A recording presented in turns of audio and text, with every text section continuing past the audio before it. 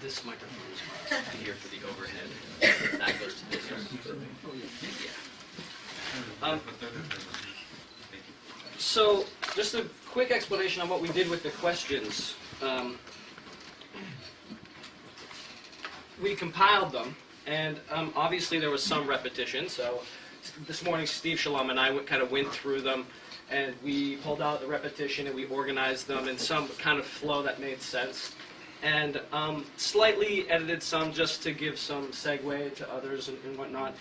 And we try to include just about everything. We might not get to everything, of course, but we've got the 2 rounds, the before and after lunch sessions, so we'll just see what happens and hope to best capture the questions that you have for Noam. Let me turn this on. Does this work? Yeah, I just have to turn it on. Should get some audio. Is this working? Yeah. You can hear me? Yeah. Yes. Okay, first thing is everything that Mike said was a lie.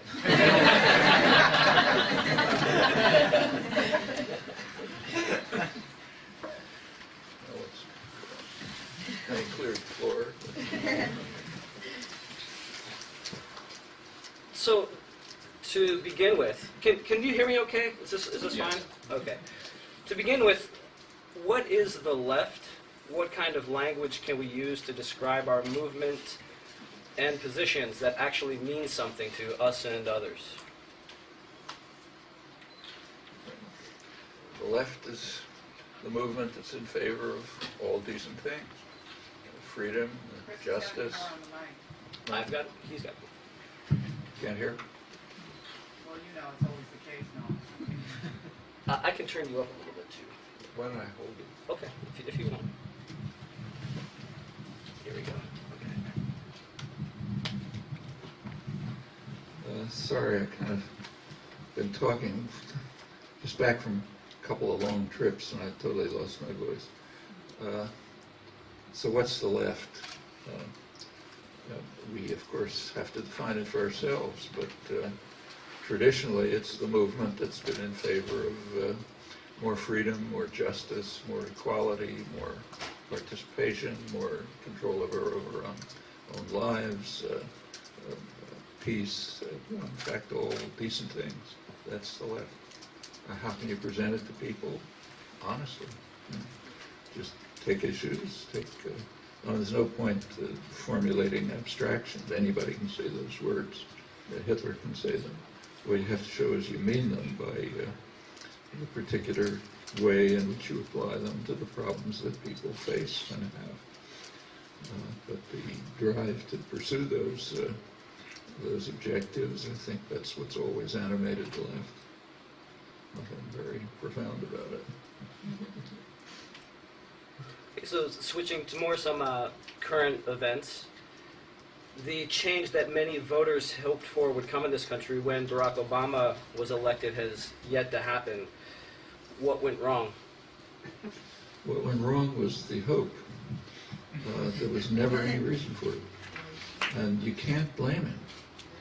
If you read his website or you listened to you found what limited content there was and what he was saying, he presented himself as a normal centrist Democrat, not very different from, in international affairs, not very different from Bush's second term, very hawkish.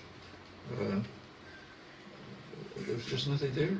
I mean, I wrote about him before the election, before the primaries even, just using his website. And it was perfectly transparent. If people wanted to be deluded, they had that choice, of course. But, I don't usually agree with Sarah Palin, but when she asks what's happened to that hopey-changey business, she's exactly right. Nothing happened, and there was no reason to expect anything to happen. He was a creature of the financial institutions. They preferred him to McCain. The core of his funding was financial institutions and law firms, which doesn't mean civil rights lawyers, it means lobbyists.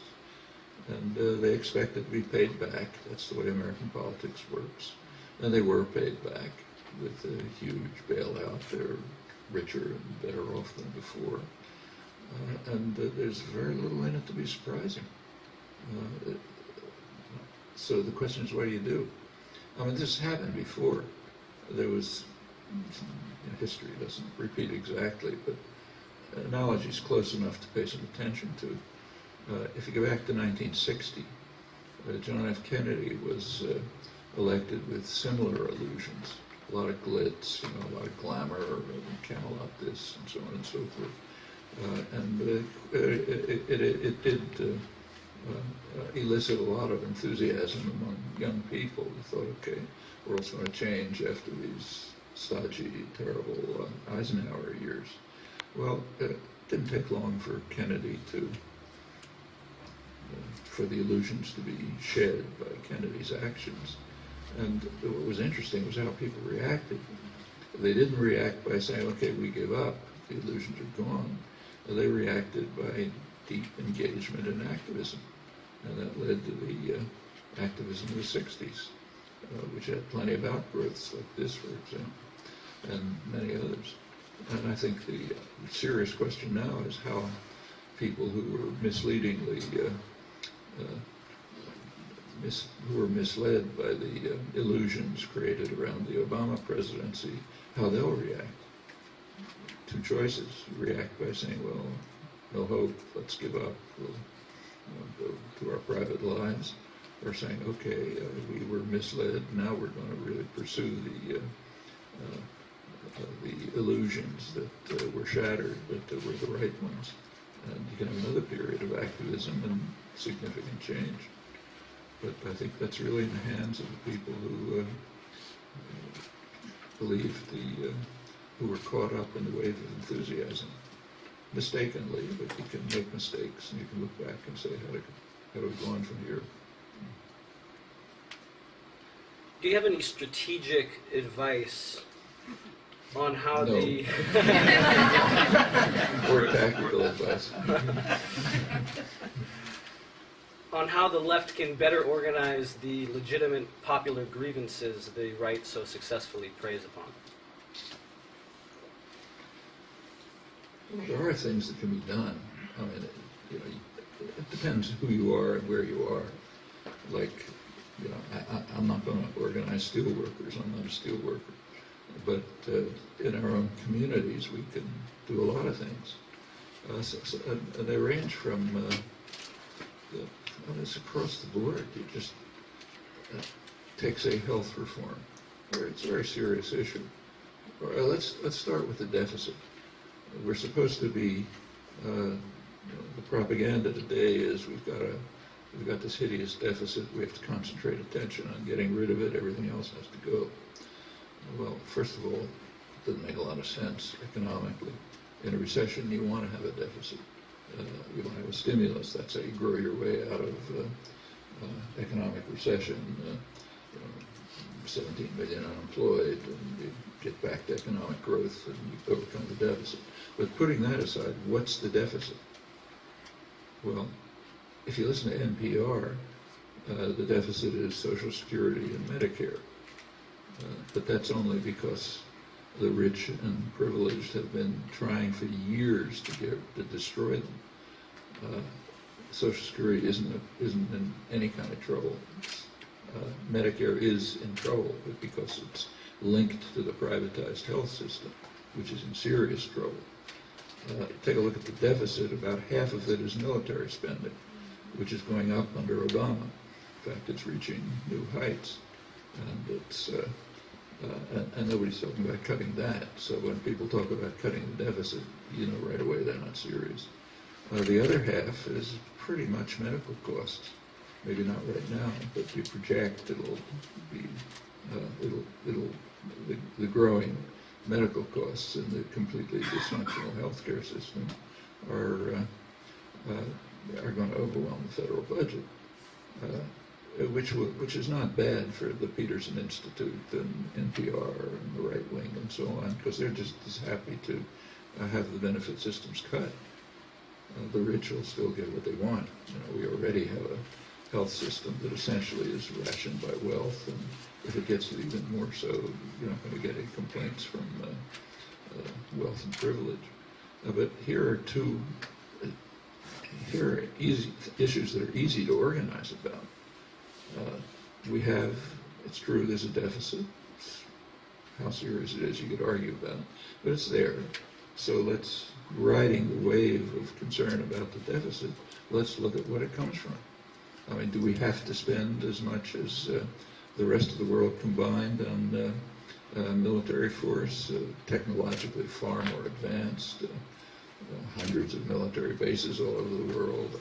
I don't think anybody's calculated it, but if you simply looked at the costs of the prepositioned weapons around the world and the navies that the U.S. has scattered around the world doing nothing, just getting ready in case they're ever needed to use those prepositioned weapons for aggression wherever it may be anywhere in the world, just calculate those costs. It would be astronomical. Do we need that? Is that good for us? Is it good for the world? Is it good for us to be working on advanced drone techniques with using nanotechnology? This is on the DARPA drawing boards, where you can get miniaturized drones that can find their way into a person's living room to kill a particular person who's under surveillance, and then all the way up to massive ones that carry out huge crimes. Is that what we need? I mean, is that what's good for the country or for the world and so on? Plenty to organize on about that. And none of that's being discussed in the public arena. Take all the talk about the deficit. I happened to listen to NPR on the deficit a couple of weeks ago. They had their talk program. They had one talk program a week. And they had two experts, both of them deficit hawks. Their only suggestion for dealing with the deficit was to cut Social Security and medical benefits. That's from the so-called left. Not a word about the military budget, not a word about why the healthcare costs are going out of sight. The healthcare reform is opposed by probably 2/3 of the population. But if you take a look at the polls, a very large part of that, maybe a majority, is because it didn't go far enough. It gave everything away. Okay, you can appeal to the people who have that position and explain to others that they're supporting a healthcare system that is about twice the per capita costs of the rest of the world, of other industrial countries, and has about the worst outcomes. For example, you can bring to light something that the press hasn't covered, an Amnesty International report studying maternal death around the world, death in childbirth. The United States is way at the top of the list. I think it's 5 times as high as Greece or something like that. It's just kind of outlandish. These and other studies comparing comparative health costs found, for example, that in Cuba, which is a poor country under attack for 50 years by the world's greatest superpower, the health outcomes are about the same as the U.S. Expenses are 5% of the U.S. expenses. And the reason is that it's focused on preventive care. Clinics all over the place, doctors, mostly women, who say for maternity, not only do they give prenatal care, but the doctor will go visit the mother and the baby in the home, make sure everything's okay, and that sort of thing. Now, that's kind of taken for granted. All right, so for 1/20th of the cost, they get about the same outcomes we do. These two issues, the two issues that are causing the huge deficit, not so huge, but the large deficit, military and health, those should be easy things to organize about, and they lead in all kind of directions. Now, if you're somewhere else, like if you happen to be living in central Michigan, you can be organizing about quite different things. So, for example, the government now pretty much owns much of the auto industry, and it's following the path of the state corporate system for the last 30 years. transferring industrial production abroad. It's not closing down industrial production, it's just continuing the process that actually began around here, center of the Industrial Revolution. Then you get cheaper labor, worse conditions in the South, so you move there. Then you go to the Southwest and you move there. Okay, in recent years you go overseas. You go to Mexico and China and Vietnam and so on. So the production is still there, and the profits are still here, and the banks like it, and the managers and owners like it. But it's destroying the society. I mean, when you close down an auto plant, you're destroying not only the workforce, but the community. Communities are usually built around the industrial plants. Do they have to be closed? Well, there's plenty of things that are needed here.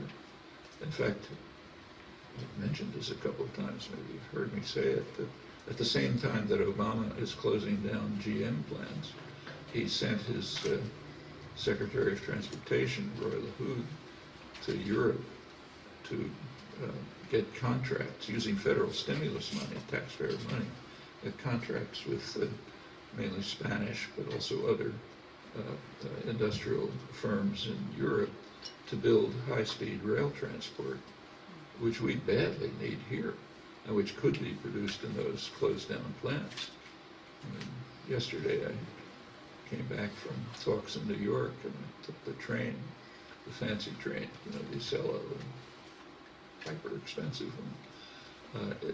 I happened to have been in Germany not long before and took a train. And you can't begin to compare them. On the Acela, you can sort of read, if you don't mind being bumped around a lot, but trying to write is almost impossible. My wife and I took the train to New York the first time in around 1950. It then was 3 hours and 45 minutes. And now they've got it down to 3 hours, 3.5 hours if you pay a couple $100. If it was in Europe or Japan or practically in China, almost anywhere, it'd probably be an hour. It would be comfortable and so on. Well, all of that can be built. I mean, it's not just an accidental, something that happened by accident. That's careful state corporate planning to design a particular kind of society that's highly wasteful in fossil fuel, that scatters people, that breaks down cities and so on, goes back to the 1940s. And it's led to a situation that's pretty harmful for everybody, except the rich, the very rich. And it even harms them. They have to take the Acela too. But I mean, you can go first class, but so you get which actually somebody got me a ticket for once, so I took it. It's exactly like coach, except that it's a caricature of the late 19th century in the Pullman trains. So there's a black porter who wears a white jacket and is very polite and helps you on board. And then there's a black maid who comes and puts a tablecloth on your table and serves you something or other. Other than that, it's like it's like my coach. But here's kind of an obvious, what's the obvious strategy in this case? Well, the obvious strategy is for working people to take over the factories and take them over, run them, manage them, produce the high-speed rail equipment or whatever else is needed and badly needed in society. It's not such a radical step. It's the kind of thing that's just below the surface in American history.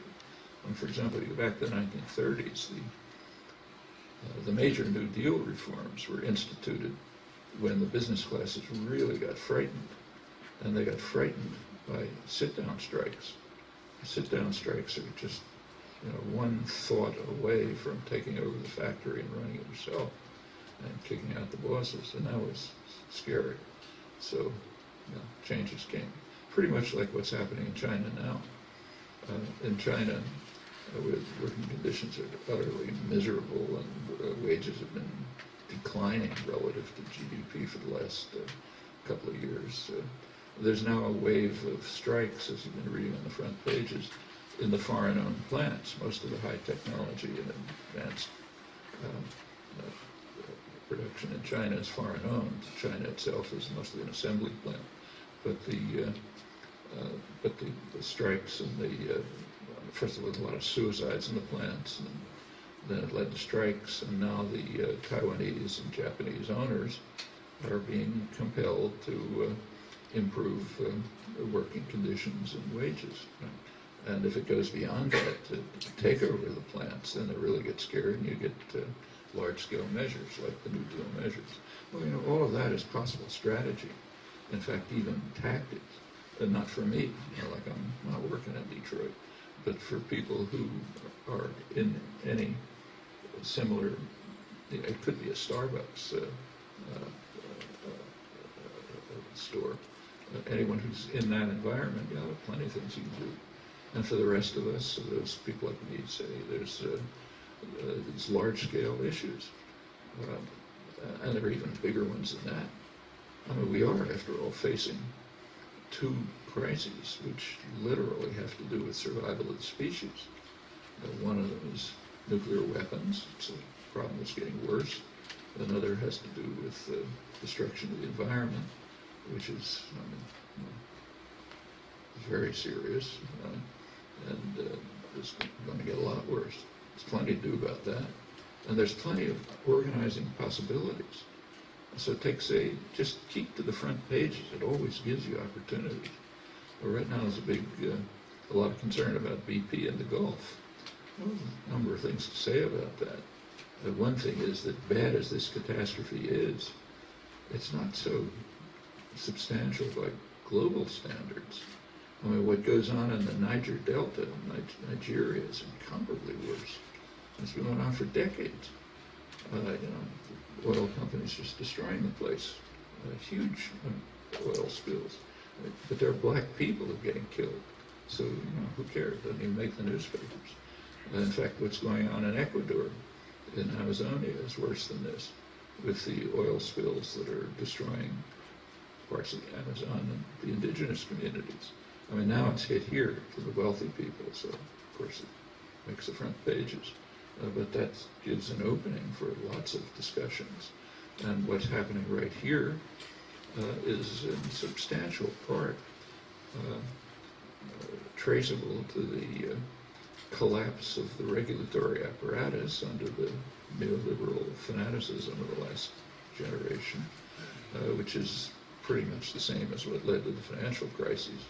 I mean, there weren't any financial crises from the 1930s until the 1970s because the regulatory system was in place and the financial system was more or less state regulated. But with the explosion of finance and the elimination of regulation, okay, you get repeated crises, getting worse and worse. We're now building up to the next one. And the same is true of the environmental crisis. Well, all of these things are, there's so many things that you can organize about that it's kind of almost pointless to mention them. You just stick a pin at random in almost anything in people's lives. And there's an issue there that requires work. It can be a simple issue. So a lot of organizing starts with things like, say, getting people in a poor neighborhood together to get the city council to put a traffic light on a street where kids have to go to school. And if people can achieve that, they can learn that you can achieve something. Then they go on to the next thing. And there are groups that do it, and do it pretty well. Right here in Boston, for example, there's, just to show you how atomized the society is, I didn't even know anything about it, though I've been living here most of my life. But there's a very good group in downtown Boston, Vita Urbana, which has been doing things exactly like this, very successfully, for I think about 35 years, in poor neighborhoods, mostly immigrant neighborhoods. They meet in a place called English High School, which is called that because nobody in sight speaks English, I think, anything but. But I happen to go to a meeting, listen to the things they're doing. It's pretty impressive. And it does go from simple things like let's get a traffic light to empowerment to looking for bigger things like let's do something about the schools and drug problems and on and on. Those are things you can organize about. And that's the mission of the left. It's not hard to find.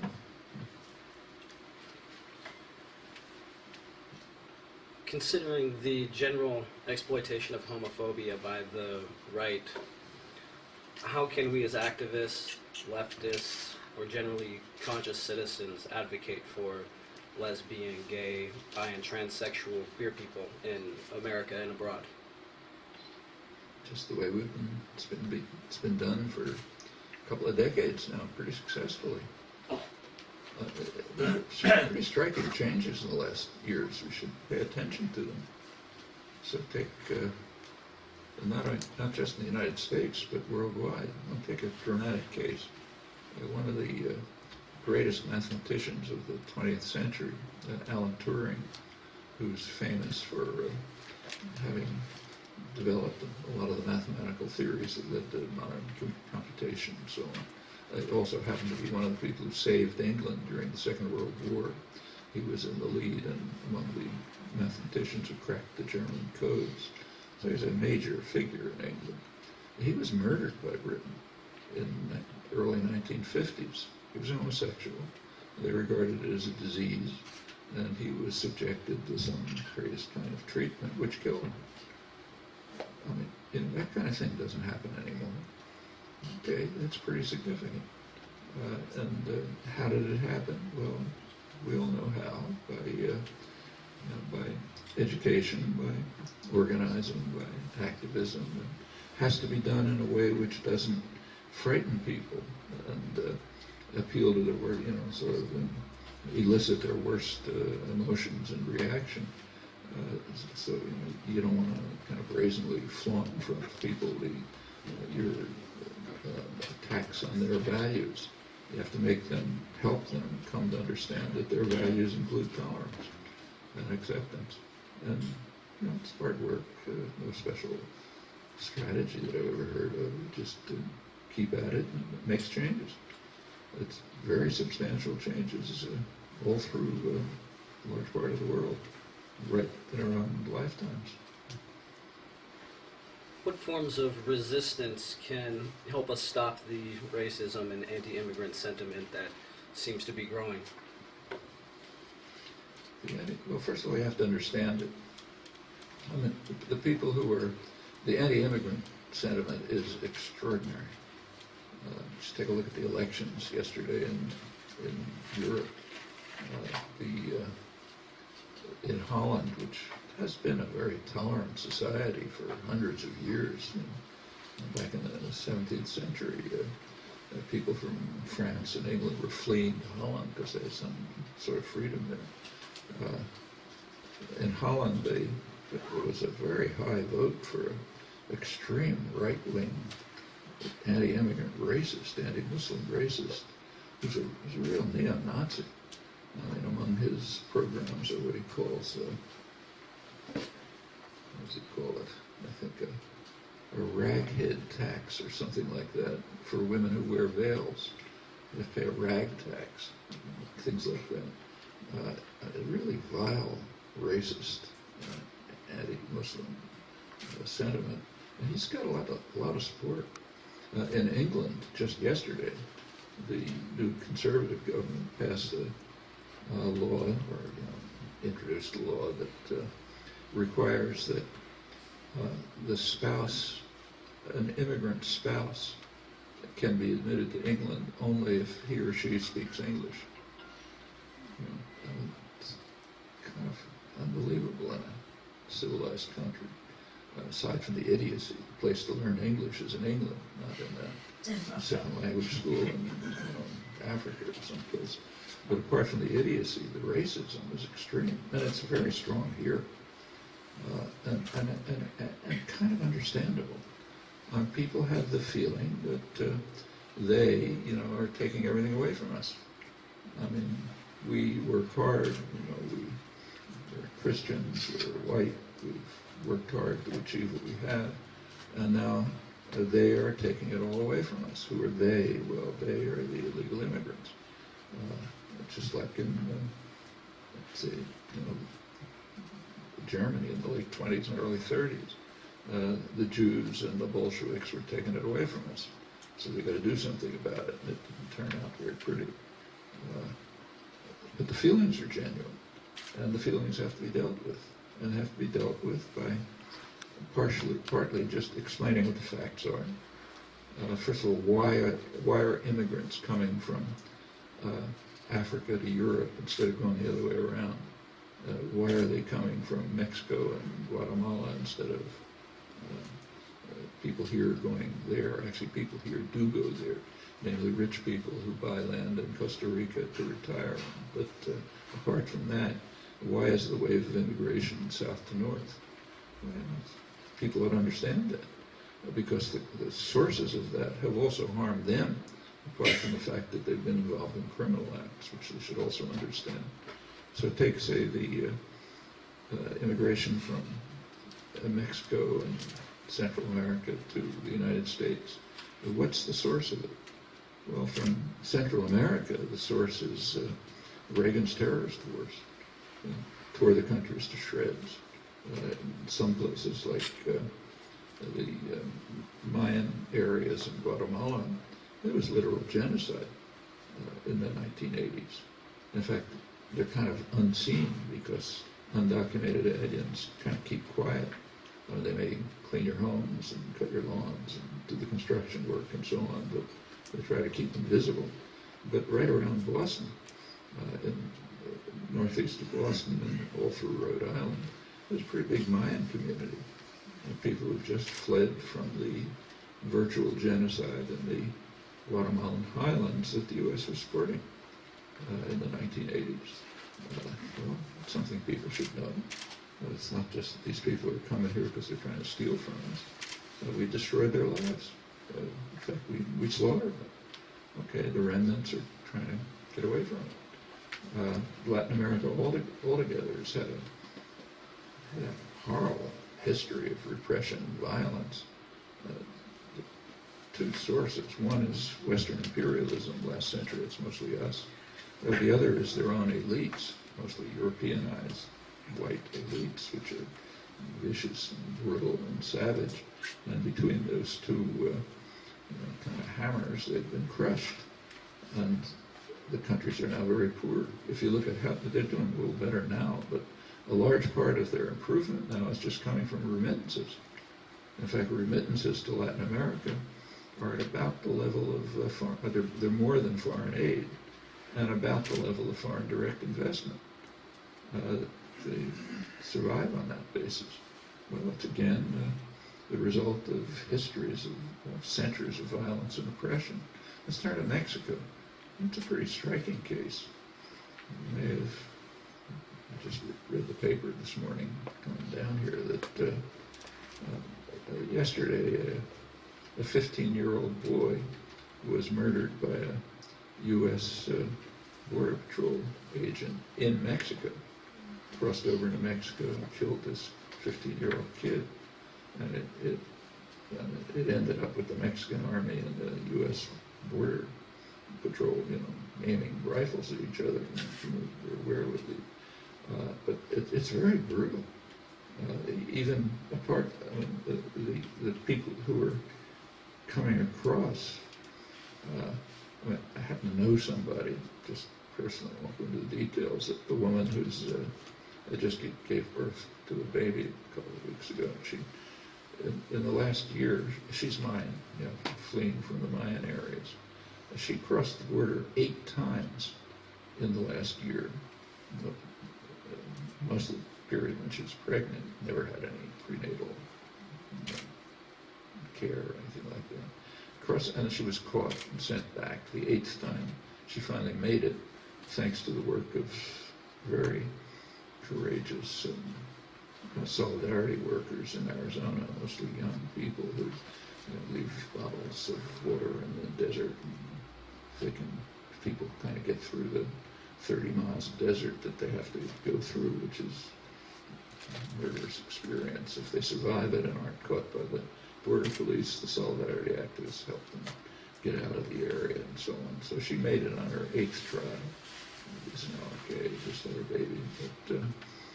But why are, she happens to be Mayan, but a lot of them are Mexican. But why are the Mexicans coming?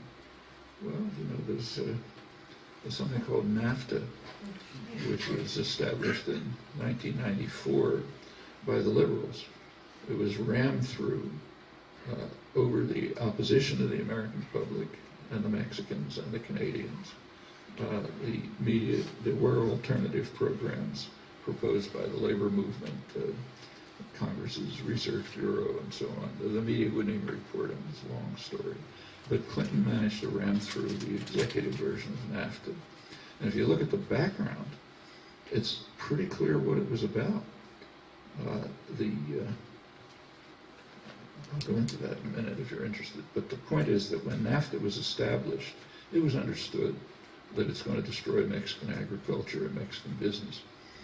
Mexican agriculture cannot compete with U.S. agribusiness, which is massively state subsidized, thanks in large part to Reagan.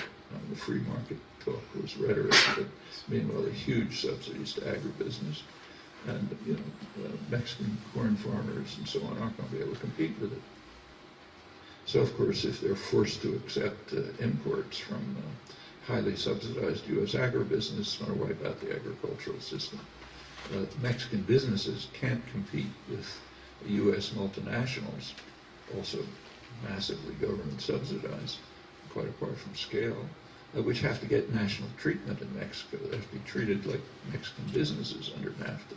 So of course it's going to devastate the Mexican economy and people are going to flee.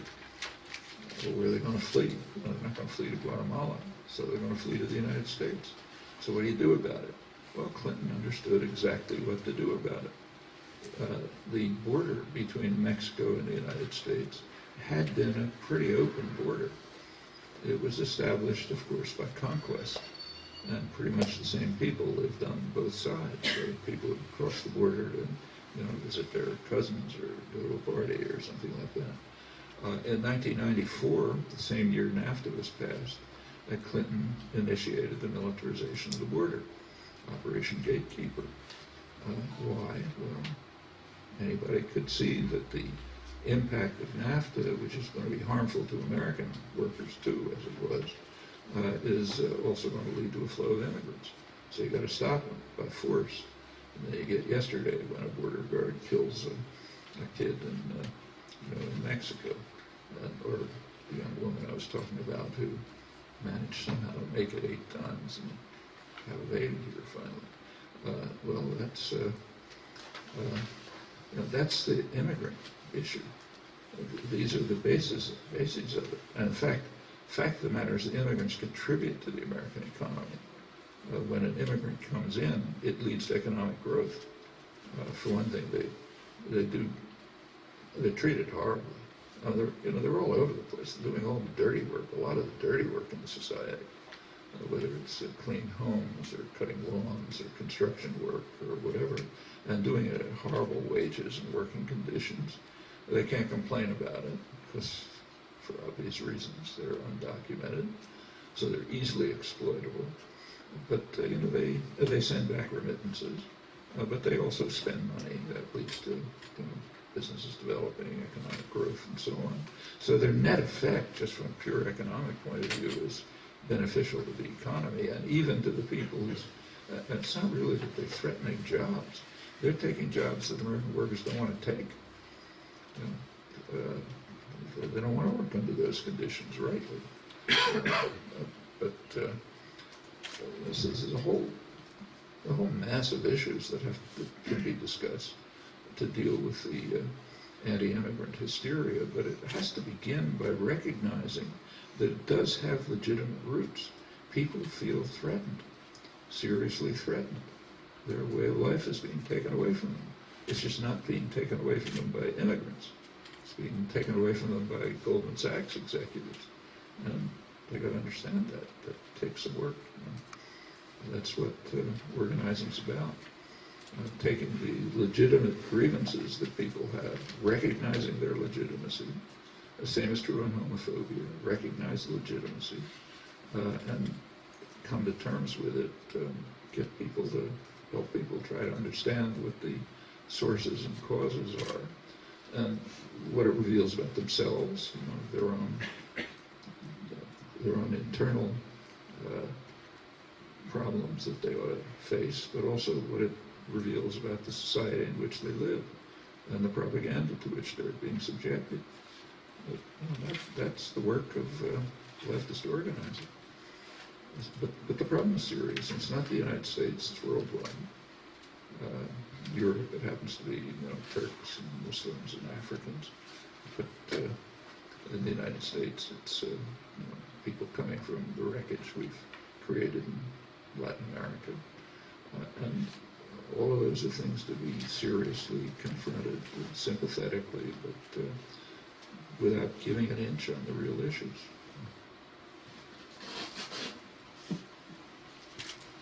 It's currently 12, so I'm thinking we'll just ask one more question, and then we can take the break for lunch and come back and continue afterwards. Okay. Ask me later about the background to the Mexico thing. It's kind of interesting. It never appear in the press, but anyway, of course. So shifting focuses somewhat. Given that Great Britain was always able to rule some of its colonies with minimal presence on the ground in terms of colonial staff, what are the prospects for Iraqi sovereignty? Should we expect indirect rule in Iraq? Well, it depends on two factors, primarily Iraqis and secondarily us. What happened in Iraq is extremely interesting. Maybe there's more time later I'd like to talk about it, but I think what happened in Iraq is that the United States was actually defeated. It was quite unusual. For example, in Vietnam, which was called a defeat, I think was actually a victory when you look at the actual war aims. But Iraq, if you look at the war aims, was defeat, a serious defeat. And the main factor in it was nonviolent resistance. The U.S. was able to kill insurgents. We're really good at killing people. Got a massive murder machine. But they could not deal with hundreds of thousands of people in the streets demanding elections, which the U.S. tried in every way to block. Contrary to the headlines, the U.S. was desperately trying to prevent any form of democracy in Iraq, but they couldn't block it. Step by step, the U.S. had to back off. Finally, again, you really have to search to get the data, but they're important. It's important. I mean, as late as January 2008, the official U.S. government position, stated by the president, was that the U.S. was committed to ensuring that there would be permanent U.S. military bases in Iraq, permanent options for U.S. military actions in Iraq, and privileged access for U.S. corporations to Iraqi oil. Now that was always in the background, but in the early stages of the war it was kind of hidden under the usual boilerplate of democracy and all the other things. But as the situation got more and more desperate for the U.S., they had to come out with the truth. And by late 2007, early 2008, if you look closely, the official pronouncements were giving the truth. In fact, they were saying exactly what the left had been saying all along, that the goal of the war was to establish a U.S. client state with a major U.S. military presence where it would be in position to dominate the region and, of course, to control the energy resources and make sure U.S. corporations had privileged access to them. Now, if you said that through the years of the war, you were considered an anti-American lunatic coming from Mars. But finally, by 2008, they had to concede it publicly, officially. Yes, those were the war aims. And they had to give them up, formally at least. Take a look at the Status of Forces Agreement. The U.S. had to give up on every one of those points, just as it had to step back year after year from its efforts to prevent any form of democracy and national representation of Iraqi democracy, nationalism. Just had to back off. It's a major defeat. In fact, one of the main books on the war by a very good British analyst, journalist, Jonathan Steele, first rate. It's called Defeat. It's just the history of the U.S. defeat in Iraq. Well, what happens from now on? Well, it depends whether the Iraqis can continue that process. But there's something for us to learn, too. Why was the U.S. forced to back off? Well, the primary reason was Iraqi resistance, nonviolent resistance, a major triumph for nonviolence. But there's a secondary reason, which is right here. The U.S. population would not tolerate the war. U.S. opposition, constantly, it's kind of a principle. If you read something, if something is conventionally believed, you can pretty well take for granted it's false, and the opposite is true. And it's commonly, it's commonly argued across the spectrum that there was no opposition to the war in Iraq, and people, lament how come it wasn't like Vietnam, where we had this huge opposition, but in Iraq somehow there was no opposition. It's exactly the opposite. You take the Vietnam War at any point where it was at the same stage as the Iraq War, and there was no opposition at all. Not only no opposition, but efforts to express opposition were repressed pretty violently, like right here in Boston, for example. And some people here are old enough to remember that in October 1965, after 3 years of war in Vietnam, a couple 100,000 American troops there, South Vietnam practically destroyed. And we tried to have our first anti-war demonstration, public one, on the Boston Common, which is the sort of main place for public demonstrations. So there was a small march from Harvard Square to the Boston Common, maybe a couple hundred, maybe a couple thousand people at the Boston Common. And it was supposed to be talks. Actually, I was supposed to be one of the speakers. It was broken up by students, violently broken up by students. Couldn't hear a word. The only reason people weren't slaughtered was a couple hundred state policemen there. The next day, the Boston Globe, a liberal newspaper, you probably pick it up on the internet, great applause for the counter-demonstrators. Big picture of the wounded war veteran on the front page, and denunciation of these hideous counter-demonstrators who were asking for things so mild that it was embarrassing. We couldn't even talk about stopping the war in South Vietnam. Instead of talking about maybe stop the bombing of the North or something like that, it's kind of a sideshow. Well, that was 1965. The Iraq War never even got to that stage.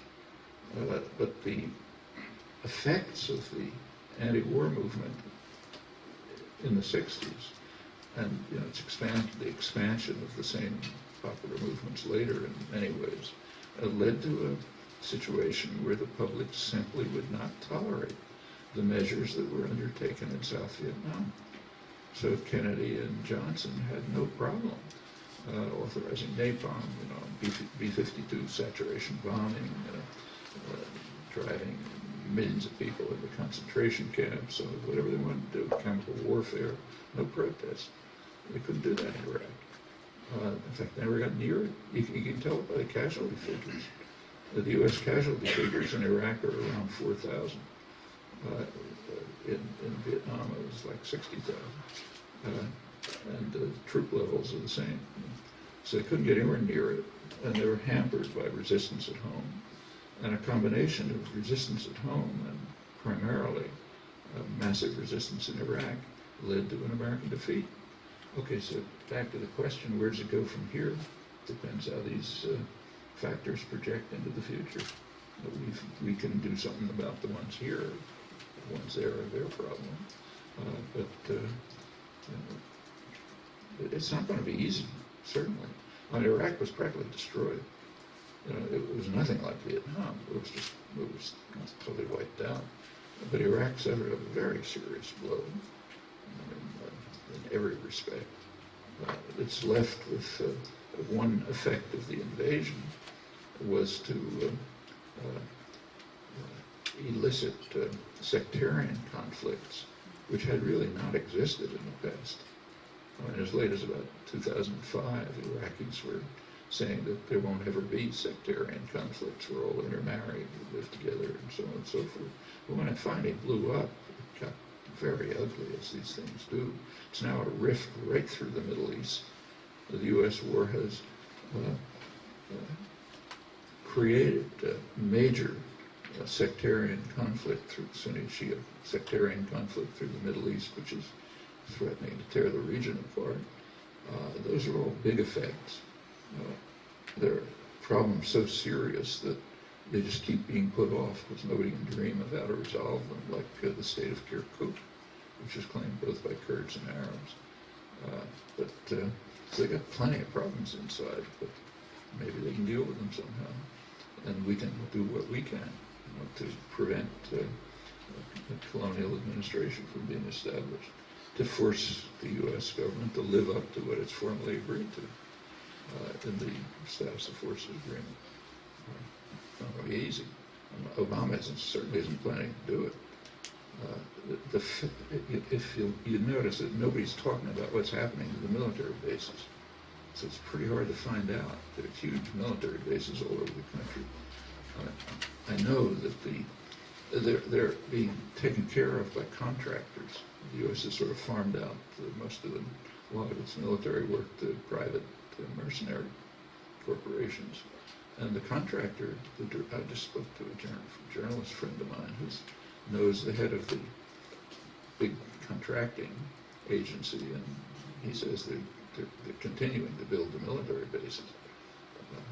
What's being planned, you have to go to the Obama cabinet to find out, and they're not telling you. We do know that Obama is expanding the city in Baghdad that's called an embassy. It's actually a city. It's a huge construction, a kind of small city inside Baghdad, about the size of the Vatican, which was running at about $1.5 billion a year. Obama's increased it to $1.8 billion for this year. It'll probably go up beyond that, which of course is nothing like any embassy in the world, except for the ones that Obama's building in Islamabad and Kabul, which also tells you what the intentions are. But that means the intention is to try to somehow reverse the defeat. We're not going to give up easily, but how this will pan out depends in large measure on us. Do we want to spend billions of dollars a year to build cities in Iraq, Pakistan, and Afghanistan to ensure that we can control the region, along with military bases and torture chambers and so on? I mean, that's our choice. That's something else that has to do with this first question about the deficit. So we do have some questions from the groups about anti-war resistance and the difference between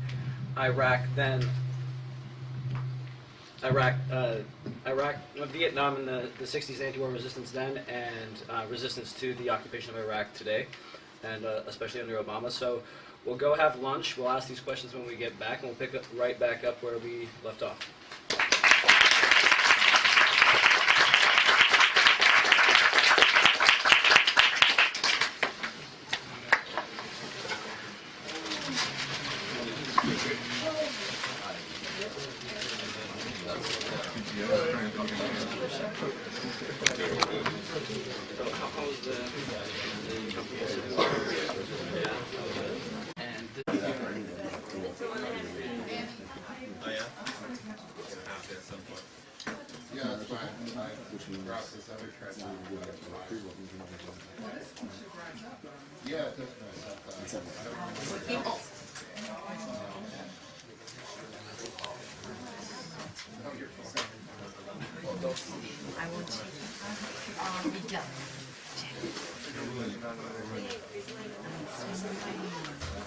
Chris, could we have volume on this side up a little bit for Chomsky? Yes. Is that okay? It's a little bit low.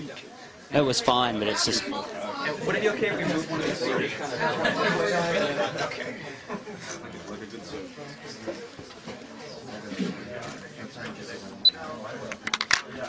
I'm ripping the video from before and we'll upload it. Yeah, I asked Lydia and the guys. No, I asked them. I did respect intellectual property.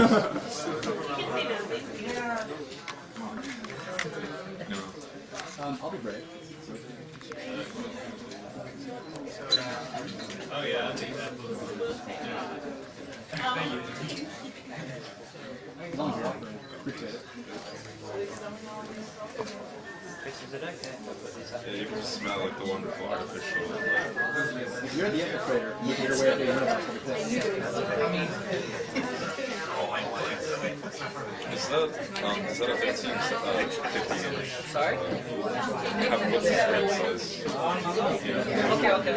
I'm just giving you a cue when you're ready. Yeah, no problem. They have like 13, 15, 17. Yeah, I wouldn't have any way of knowing if Can I have your attention for just a second? Because we started late, we consulted with those of us doing classes at the 3:30 slot. I'm one of them.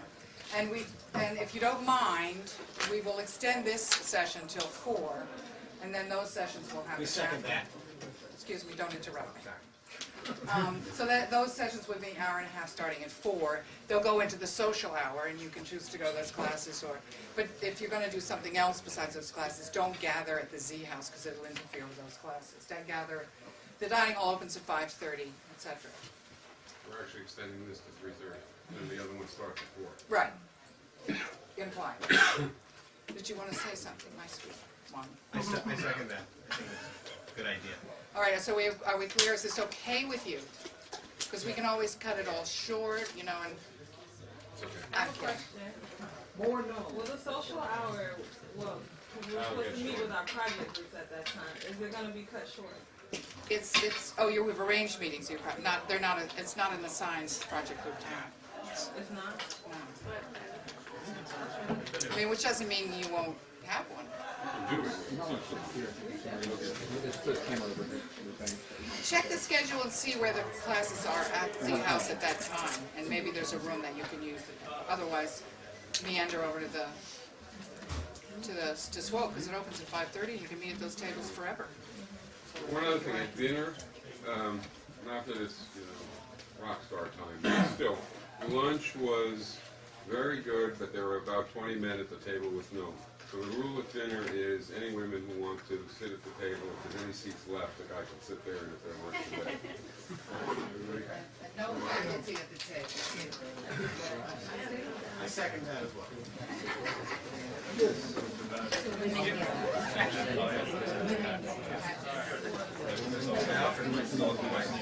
There's a bunch of people in yeah.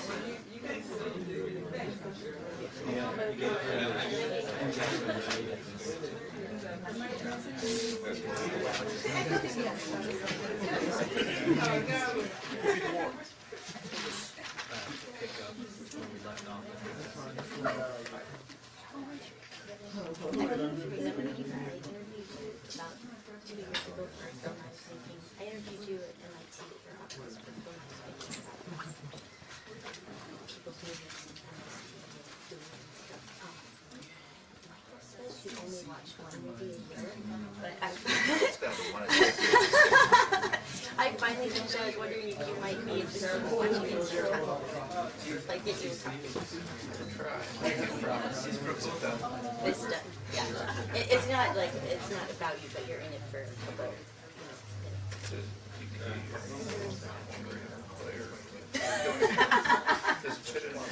Yeah. Lydia's not no pressure, but I think you'd like it a lot because it shows movements all over the world. Yeah. Thanks for being here.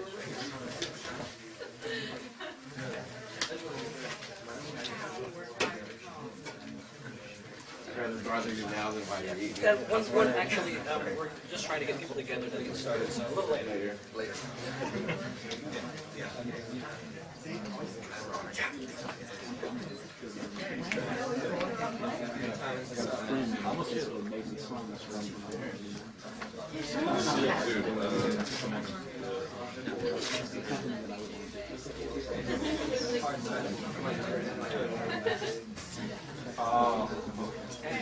Check. Are we ready?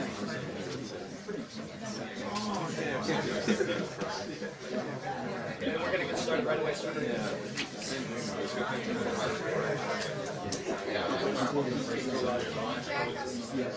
Yes, I will.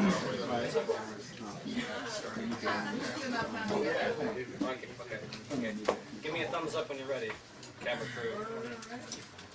Are you? I'm recording. Okay.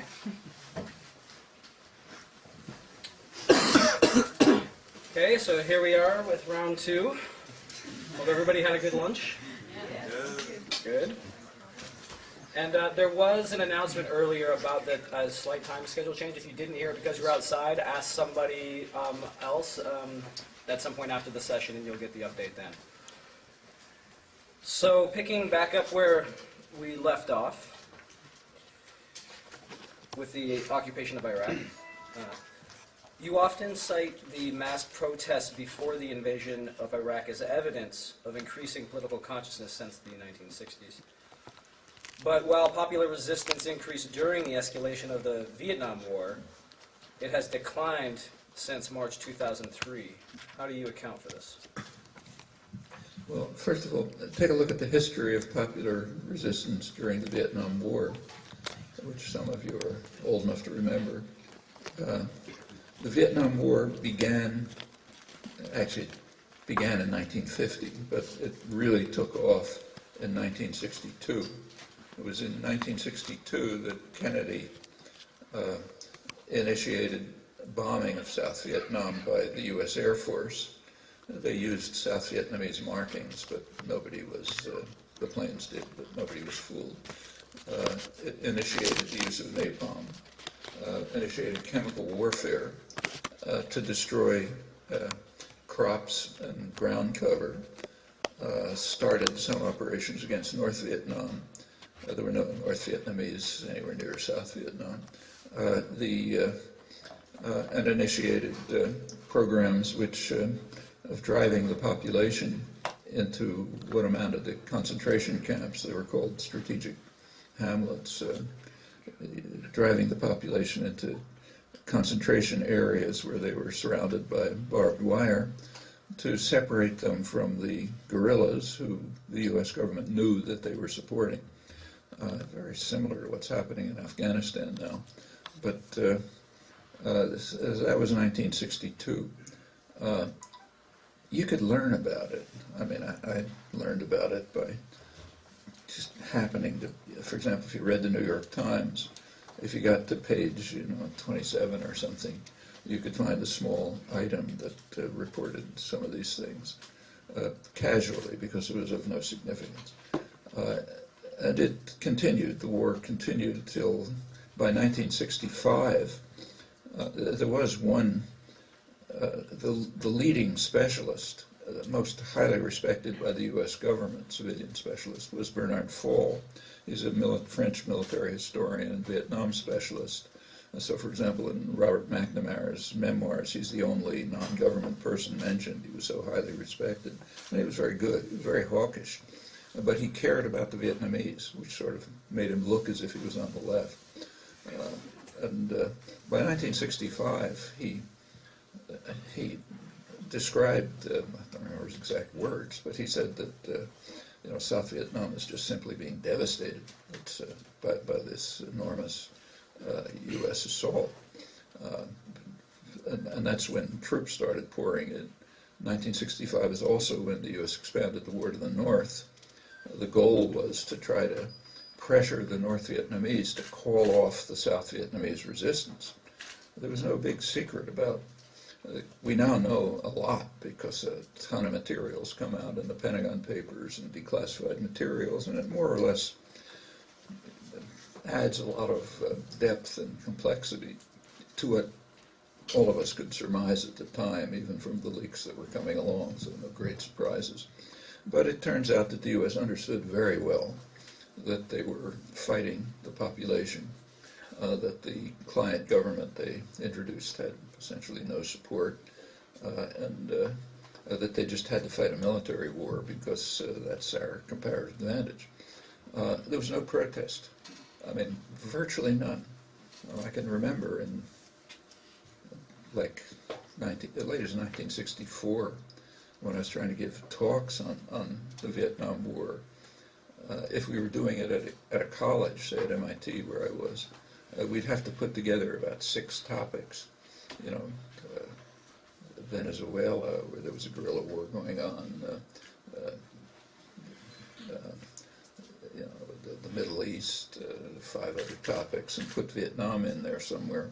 And then maybe you could get 10 people to come out. give a talk in a church with 4 people, the minister, the organizer, a drunk who walked in off the streets, and some guy who wanted to kill you, and so on. I mentioned the first public demonstration in October 1965. That was at a time when Vietnam, it was really hanging in the balance. South Vietnam, could it survive? Virtually no protest. By then there were a couple of teach-ins, and there were some small demonstrations. SDS had a demonstration, but very little. By 1967, protest was really taking off. By that time, Bernard Fall again, he was killed in combat in South Vietnam. But his last book, Last Reflections on a War, came out in '67.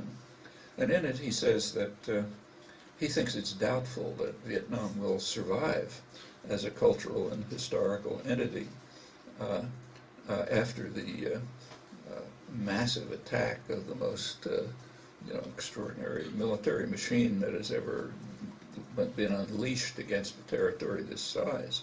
Actually, it got much worse later against Laos and rural Cambodia, but that was '67, speaking about Vietnam.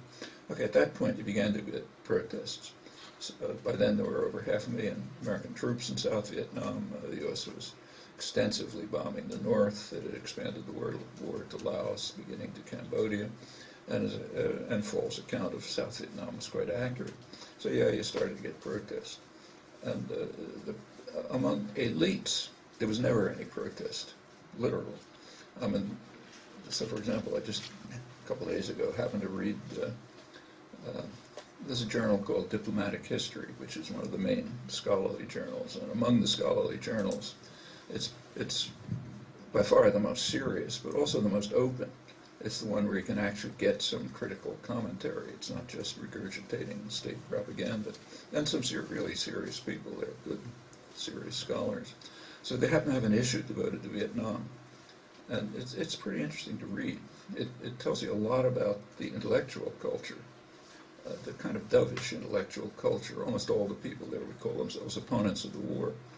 But the only positions that are represented are the standard position, which is the U.S. lost the war, which I think is false, and it was a mistake. And then what's called the revisionist position, which is the U.S. could have won the war if they'd fought harder. That's the revisionist position. It's kind of interesting because in the '60s, revisionism meant mild criticism of U.S. Cold War propaganda, like maybe both sides were involved. But the attitudes have shifted so far to the right that revisionism now means the ultra-hawkish position. And the orthodox position as well. It was a mistake, shouldn't have done it. Kind of like what you could read in Pravda in 1985 about the invasion of Afghanistan, or what you could have heard from the German general staff after Stalingrad, mistake, tactical errors and so on. That's the liberal, dovish, critical position. Among the general population, however, things were changing, and there were big anti-war demonstrations, and there was activism, and it was significant. In January 1968, the Tet Offensive took place. That event has been grossly distorted in history. It was an amazing event. And if you're really interested in popular movements, you should really have a close look at it. South Vietnam was completely saturated with over 500,000 American troops, probably 100,000 or so mercenaries, South Korean, Taiwanese, Philippine, and so on. A huge client army, I think it was maybe 700,000 or so. Every village was penetrated with intelligence and government officials and so on. Nobody knew that the Tet Offensive was coming. It was a simultaneous uprising all over South Vietnam, took everybody by surprise. What that meant is that in every South Vietnamese village, people were already organized to rise up on a particular moment against the occupation, and it came as a complete surprise to the occupiers. That means nobody talked about it. or if somebody did talk about it, the eyes didn't see it and the ears didn't hear it. I don't think there's an event like that in history, of a spontaneous mass popular uprising. Well, the U.S. did succeed in putting it down by massive violence, extremely destructive. And now it's treated, for example, in this issue of diplomatic history that I mentioned, as a defeat for North Vietnam. Actually, North Vietnam wasn't even there. No, there were North Vietnamese troops, about 50,000 of them, a fraction of 10% of U.S. troops. But they were on the borders. They weren't in South Vietnam. In fact, they were on the borders, basically trying to draw American troops away from the country so that the uprising could take place. But this is called a defeat for the North Vietnamese because ultimately, with massive firepower, the U.S. was able to put down the uprising. So that's the way it enters history, defeat for the North Vietnamese. But what actually happened is quite astonishing. And power centers in the United States understood it. Intellectuals still don't understand it, but the business community understood it. And basically, the business community at that point, there was a very interesting power play. There was a group called the Wise Men, big Wall Street hotshots and so on, who went to Washington and read the President a Riot Act. They told him, look, you're going to withdraw. You're going to have to stop escalating the war. It's costing us too much. It's harming the economy. Population's in an uproar. So you got to stop the bombing of North Vietnam, announce that you're not going to run for president. The election was coming up. Start negotiation and initiate withdrawal plans. And the president obediently did everything he was ordered to do instantaneously. Gives you good insight into how American politics works. In the intellectual community, something extremely interesting happened. It all of a sudden turned out that everybody had been a long-time opponent of the war. So the Kennedy memoirists, there were a lot of memoirs about Camelot and how wonderful it was. The Kennedy memoirists, Schlesinger, Sorensen, the rest of them, immediately rewrote all their histories, literally. Completely rewrote it, inventing the story, the fairy tale, which is very common on the left now, that Kennedy was trying to get out of the war. Total fairy tale, not a particle of evidence for it. He was a complete hawk. And if you look at their earlier memoirs at the time, they barely even mentioned Vietnam. They just took it for granted. Of course, if we want to destroy the country, who cares? People like Arthur Schlesinger, Robert Kennedy, they shifted. All of that passed without notice. You can't find a word about it in the history of the current history of the period. Okay, so we were lying like troopers, but we changed. Now we created a false history for ourselves, and that's fine. If you look at the Pentagon Papers, it ends. The Pentagon Papers ends around mid-68, right, a couple of months after the Tet Offensive. And the section on the last few months is extremely interesting. So interesting that it's never discussed. I don't think you can find a reference to it except in what I wrote, and what Howard Zinn wrote, and a couple other people. But it's quite interesting. It was a real shock in Washington. Up until that point, they thought they're going to win the war. And all of a sudden, it turned out there's this mass popular movement which had carried out this incredible event, and it's going to go on for a long time.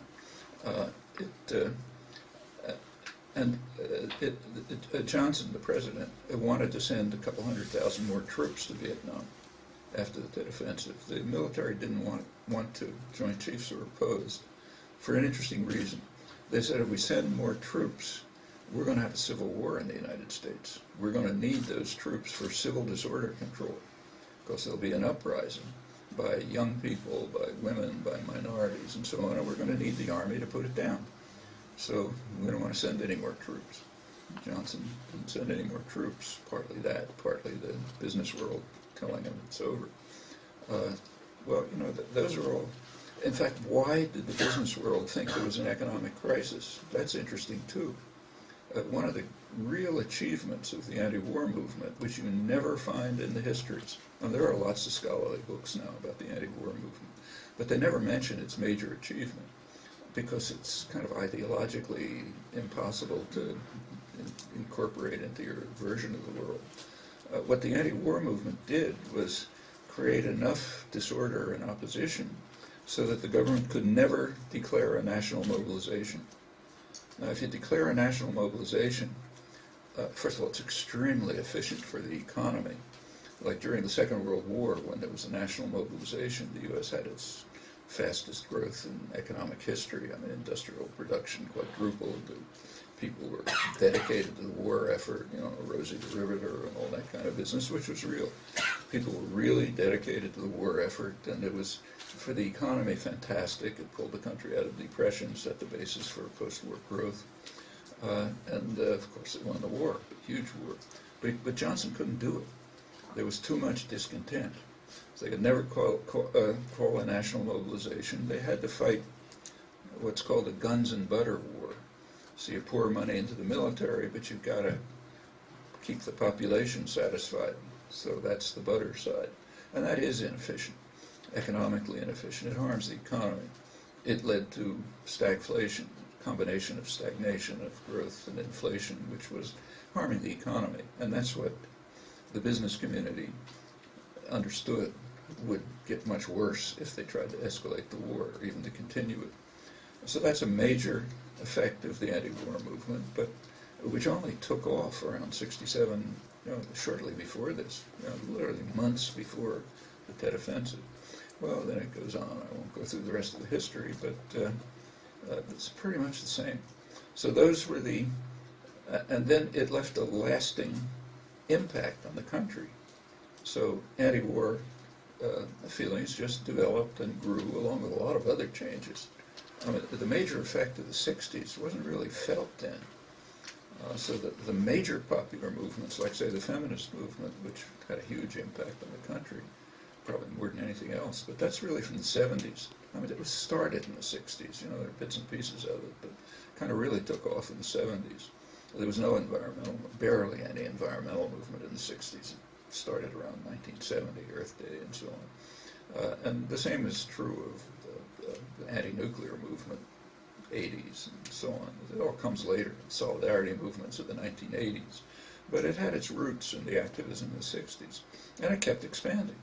Under a lot of repression, there were major efforts to try to beat it back, all kind of ways. I mean, the war on drugs, I can go into this if you like, but a large part of it was a very explicit effort, not concealed, to try to put down, to impose what was called law and order, to get the society to be passive and obedient again, and also to reverse the concern that by 1970 the population, though not the elites, were actually beginning to seriously question the righteousness and justice of American policy, and that's dangerous. It was very well understood by 1970 that, you know, the whole culture is shifting in a dangerous direction, where you don't just reflexively assume that whatever the U.S. government does is right and just, though maybe mistaken, which is virtually uniform in the intellectual world. I mean, those of you who are in, you know, study these things in college, it's just like it's like an axiom. You can't even question it. If you question it, you're considered a madman. But among the population, that was being very seriously questioned. In fact, polls were showing that about 70% of the population described the war as not a mistake, but fundamentally wrong and immoral. Okay, that's pretty scary. Kind of like sit-down strikes in the 30s. It's really scary. So you had to do something so that we held the moral high ground, that we're the victims of the Vietnamese. Sounds like a hard thing to carry off, but it was done brilliantly. And the war on drugs was a major part of it. In part, it had other, you know, other purposes, like imprisoning the black population. It's another story. But part of it was trying to gain the moral high ground in the war in Vietnam. Quite tricky when you've just, you know, destroyed 4 countries, killed a couple million people in a war of aggression that had absolutely no credible pretext. But it was done. And the drug war was a central part of it. Around 70 or so, a lot of propaganda started about an addicted army. It's a myth. There was no, in fact, there's a very good book, scholarly book on it, The Myth of the Addicted Army by Jerry Kuzmarov. Goes into a lot of the details. But the basic story is that the army, soldiers were using drugs, but at about the same level as civilians at home. I mean, they're young people, so it's kind of like the youth culture. And they were using drugs at about the level of the youth culture. It had no effect on combat that anybody could ever detect. There was actual addiction in the army, but it was alcohol and tobacco, both of which are much more serious than what are called drugs. And that was serious, but that's not called addiction, because that's what rich people do.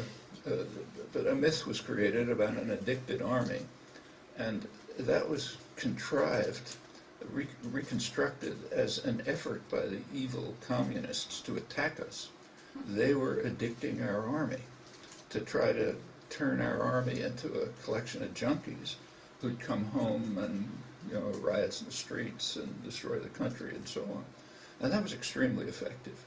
I mean, you had people like Walter Cronkite, who you may remember or know was the great liberal hero on television. Walter Cronkite giving, lecturing on his television programs about how our boys in Vietnam not only have to face the guns of these evil communists who are daring to defend their own villages, but also to face the drugs that they're trying to addict our soldiers with. So they're facing two kinds of enemies.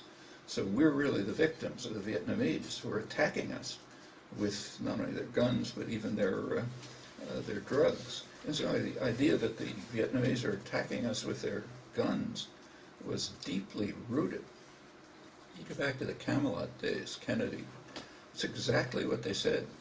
So Adlai Stevenson, who was the liberal hero, UN ambassador, he was giving talks at the UN about how in South Vietnam we're fighting a new kind of war, a war of what he called internal aggression. What's that? That means the South Vietnamese are carrying out aggression against us in South Vietnam. President Kennedy spoke about what he called the assault from within. They're attacking us from within Vietnam. By now, that's like second nature. So Iraq and Afghanistan are described exactly the same way. Come back to it if you like. It's an assault from within, aggression against us in their country. Israel does the same thing. They talk about Iranian aggression against Israel in South Lebanon, where the Israeli army was occupying it, and there was guerrilla resistance. So that's Iranian aggression against Israel in South Lebanon. These are, in imperial history, there's a lot of horrible stuff, but it's pretty hard to find anything that's this grotesque. But by now it's just like second nature in U.S. intellectual culture. So Kennedy and Stevenson, nobody objected when they talked in those terms. And by 1970 or so, you get the liberal icons like Walter Cronkite saying, well, they're attacking us not only with guns, but even with drugs. So we're the victims of the Vietnamese. It was a very successful propaganda campaign. Just carry it forward. By 1977, time to get to Carter. Carter was president. He was actually asked in a press conference, do we owe some debt to the Vietnamese? After all, killed maybe 4 million people, destroyed their country and so on. He said, we owe them no debt because the destruction was mutual. So, yeah, we did some things to them, but look at what they did to us. So it's mutual, so it's finished. Actually, the French say exactly the same thing today about what they did to Haiti. I mean, they just wiped out Haiti. I mean, it's a long, complicated story. A lot of France's wealth comes from it. But they say, well, we don't owe them anything because look what they did to us. I mean, they stole our property, namely the slave plantations. They didn't pay an indemnity for it. Actually, they did pay an indemnity. And look at how many white people they killed when they liberated themselves. So it's all even. This goes on all the time, but it's particularly egregious here. So by 1977, we owe them no debt because the destruction was mutual. That's Jimmy Carter, great liberal. By the time you get to George Bush #1, that's like 1990, it's gone even further. Bush was giving orations about how there were discussions then about whether to lift the sanctions on Vietnam. The war didn't come to an end when we stopped bombing them, imposed heavy sanctions, all sorts of other things. So the question is whether to reduce the constraints enough so that they can enter into international markets. And Bush gave a speech in which he said, well, we can never forgive the Vietnamese for what they did to us, of course, but we're gracious people, and so we will agree to allow them some entry into the international system, but only if they face up to the one moral issue that remains after the war. What's the one moral issue? Well, finding the bones of American pilots who they viciously shot down in their aggression against us over North Vietnam. Not a word of protest. Look, you can, those of you who do media studies can look back. Big public pronouncements, not a word of protest, that's taken for granted. You know, part of their aggression against us was defending their villages, then it got worse, they were addicting our army, which is a myth. Then comes, you know, they didn't find the bones of our soldiers that they maliciously shot down, like over central Iowa or something. And that goes on right until today. I mean, all kind of stuff about the POWs who were never returned, big issue, and so on. Well, that was it's an amazing propaganda achievement, which was extremely successful, and the drug war was a large part of it. Well, you know, these were among the ways of trying to, there were many others, like, for example, raising college tuitions. For those of you who are in college, most of you are going to come out of college with a big debt.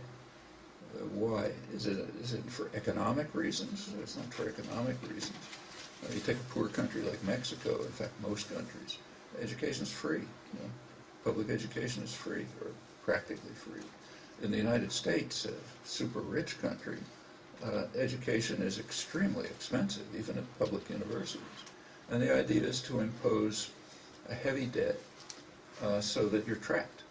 You come out of college with a debt, you're trapped. You're going to do what the system demands. I mean, you may have gone to law school with the intention of becoming a public interest lawyer, but if you come out with, you know, $50,000 in debt, you're going to have to go to work for a corporate law firm. And you can tell yourself, well, I'm just going to go work there until I pay off my debt. But, you know, once you get into the corporate law firm culture, it's going to be really hard to break out of it because of, for all sorts of reasons, which you can see on television. So it's a way of trapping people. And there's a whole pile of other techniques that are used, but interestingly, they didn't work. I mean, they worked to an extent, but anti-war activism grew, and other forms of activism grew, and they are still growing. So global justice movements, solidarity movements, and so on. So it's a, you know, it's a long story, but I think it's a good history to review and to learn from. You can struggle against these things. It's particularly striking in the light of history. You know, just about every war leads to radicalization of the population. People start to think, you know, wars sort of stir things up. And the radicalization leads to a repression, almost reflexively. So during this First World War, the population was to some, there was, you know, uprising, the labor movement, labor activism, you know, popular concerns of all kind. Woodrow Wilson instituted what was called the Red Scare after the war, the worst repression in American history. Crushed the labor movement, crushed independent thought, led to a decade of passivity, the 1920s, which was considered kind of end of history. You know, the masters have won, everything's fine. Then came the Depression and everything changed. The Second World War was the same. The Second World War, which had come right after the Great Depression, that radicalized populations all over the world, in Europe and Asia and the United States, everywhere. And there was a large-scale repression afterwards. I'm not going to do it now, but the first task of the British and American conquerors was to destroy the anti-fascist resistance everywhere in the world and to reimpose the traditional order, including fascist collaborators. That was one part of it. So the first should be chapter 1 of post-war history actually began in around 1943 when they started moving into Europe. But it happened at home too. There was a massive propaganda campaign, also legislative and so on, to try to destroy the radicalized labor movement and popular dissent and popular concerns. And it was pretty successful. It's kind of like Wilson's Red Scare. It's what's called McCarthyism, but that's very misleading. The 1950s were a very quiet, passive decade for the most part, kind of like the 1920s. Then came the 60s and everything blew up again.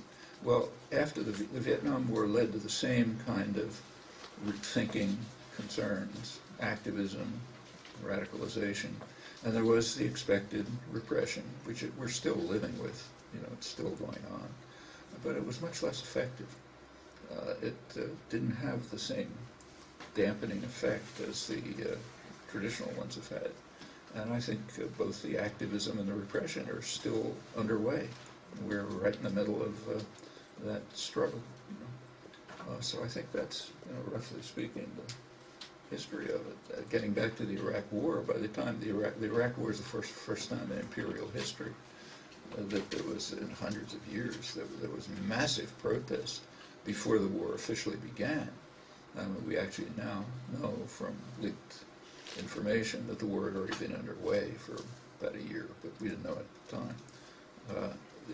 So before the war began, there was huge international protest, and I think that put a significant brake on what the U.S. and its British client were able to do, leading to the kinds of consequences we talked about before, which are it's still an ongoing battle. Shifting gears and looking at another topic, we know that not too long ago you traveled down to Venezuela and met with President Hugo Chavez. What was your evaluation of both Chavez and the Bolivarian Revolution? Well, first of all, I was there for about 20 hours, I think, so not time for an evaluation of anything. I spent some time talking to Chavez, so I did too. And I was pretty impressed with him as a person. He talked frankly, openly, asked questions, answered questions. Some of the answers were pretty interesting, things I didn't know. So, for example, one thing that I have been, we don't have a lot of documentation from that period, so we don't have real information, except peripheral, about what U.S. policy planning was, what were they thinking in Washington. But his version of it, at least, which I hadn't really thought of, but it sounded plausible to me, is that at first, when he took office, he was treated as kind of a bad, kind of a bad boy, but not really dangerous, so we'll kind of civilize him. Even when he visited Castro, he said he was still just tapped on the wrist and said, yeah, I kind of will laugh. But he said policy really turned against him sharply when he took part in an OPEC meeting, the oil cartel, and convinced them, as he did, to lower oil production, which would raise prices. Prices were very low at the time. And OPEC did agree to reduce production. He said at that time he switched from, bad boy but no problem to a real enemy. And ever since then, it's been real hostility. He was touching a sore point. You don't fiddle with U.S. domination of the global energy system. And a couple of other things. I mean, to evaluate what's going on, I can't tell. It's complicated. A lot of things are happening. I saw a few things, but not enough to draw any conclusions. Not enough to modify what I can figure out just by reading. Tonight you'll be talking about the Middle East, so we won't ask you too much about that, but something a bit more personal. Not too personal. Have there been any difficulties being Jewish and being in solidarity with the Palestinian people? I'm not sure. There's a standard actually, the Israeli statesman, famous Israeli statesman, Abba Eban, very much respected, considered a leading Gov, back in around early 70s, I guess. He wrote an interesting article, which you might want to take a look at. It appeared in Congress Weekly. It's the Journal of the American Jewish Congress, the sort of more kind of liberal wing of the organized Jewish community. And in the article, he described that he lectured to American Jews about their task. And he said their task is to show that criticism of, he called it criticism of Zionism. It means criticism of the policies of the State of Israel, not Zionism. So criticism of the policies of the State of Israel is either anti-Semitism or neurotic Jewish self-hatred. That's their task. Okay, that covers 100% of criticism, so we don't have to worry about criticism. And he sort of captured it. That's what you have to do. If non-Jews criticize the policies of Israel, it's anti-Semitism, and that wipes that off. Like, you could see it with the flotilla, or just pick anything you like. If Jews criticize it, it's neurotic self-hatred. Actually, Evan picked two examples at the time. One of them was me, naturally. The other was Izzy Stone, which is kind of interesting because Izzy Stone was a really dedicated Zionist, and in fact, pretty right-wing Zionist. He was supporting the Irgun, the right-wing terrorist groups. But by the late 1960s and early 70s, he was becoming pretty critical of the occupation policies. So that was neurotic Jewish self-hatred, those two cases. And yeah, you're faced with that, of course, all the time. It has deep origins in Jewish history. I mean, here nobody knows anything, but in Israel, it's kind of interesting in Israel, because there they study the Bible. You go through the schools in Israel, you study the Bible.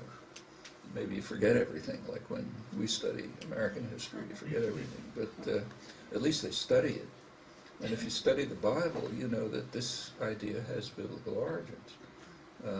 Some of you have had the right kind of religious education may recall that in the Bible there is one figure who's the absolute epitome of evil, is King Ahab, the worst.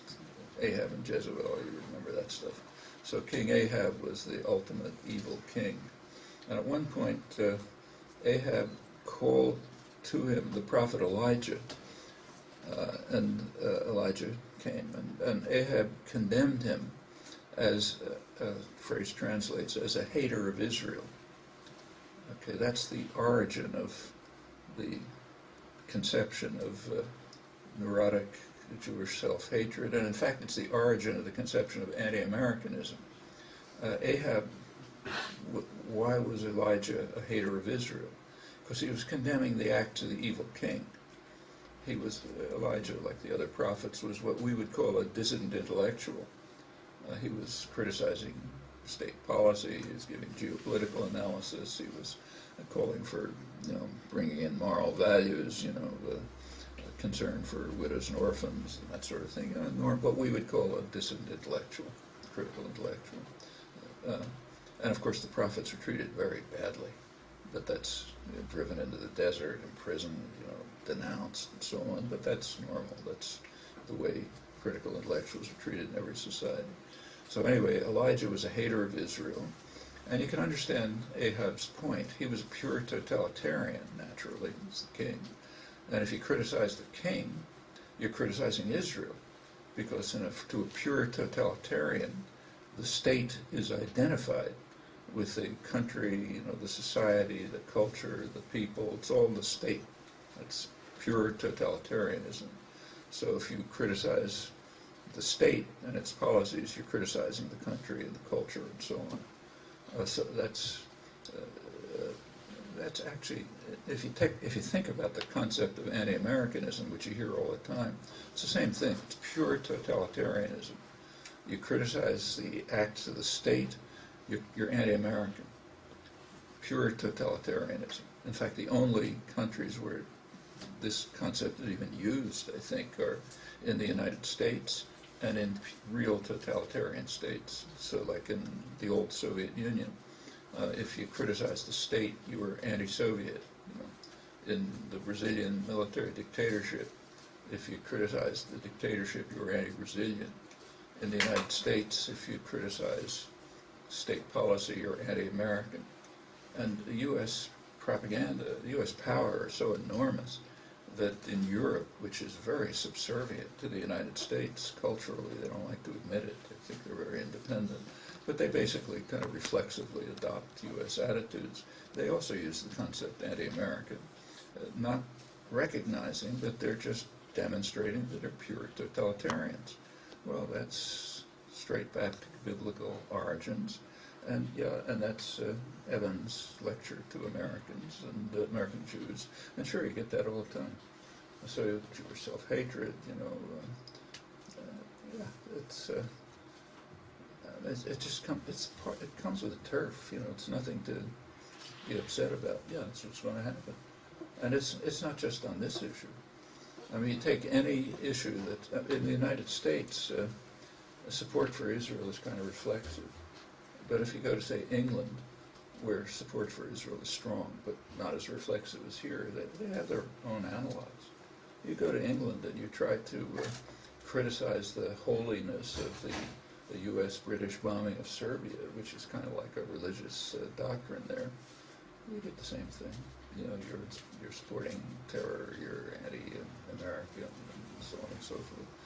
I mean, states and cultures do tend to have religious doctrines that the intellectual classes adhere to and propagate, and typically they support power systems. And if you question them, you're going to face one or another kind of punishment. It depends on the nature of the society. If you're in, say, Eastern Europe, in the post-Stalin era, say Czechoslovakia, you get thrown into jail, like Havel. If you're in an American dependency like El Salvador, you get your head blown off, like that's happened repeatedly. But it just depends on the nature of the society. If you're in the United States, you get vilified, but maybe sometimes worse. But it comes with turf. You just expect it. I mean, yes, if you question power systems, they're not going to like it. And every power system has a class of people called intellectuals who are basically state worshippers, power worshippers. And they're going to overwhelmingly perform their task, which is to defend power against critical analysis.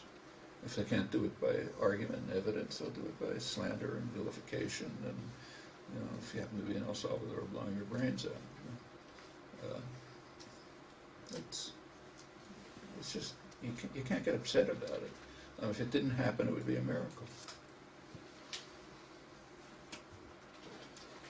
Looking more broadly at vision for the type of society that we want, what are your thoughts on the development of how we relate to children as a society and as parents, and what do you believe our roles and responsibilities are when it comes to raising children and enabling them to participate positively in society?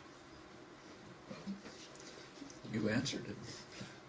You should help children grow in ways which enable them to participate constructively in the society.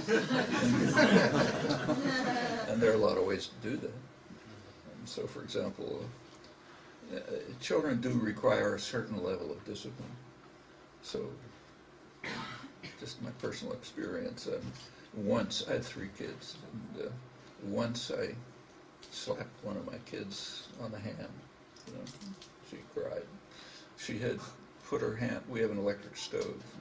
She was about 3 years old. She put her hand on the electric grill, which stays hot after the stove goes off. So I grabbed her hand and slapped it. Okay, she cried. She didn't like it, but she learned not to put her hand on the stove.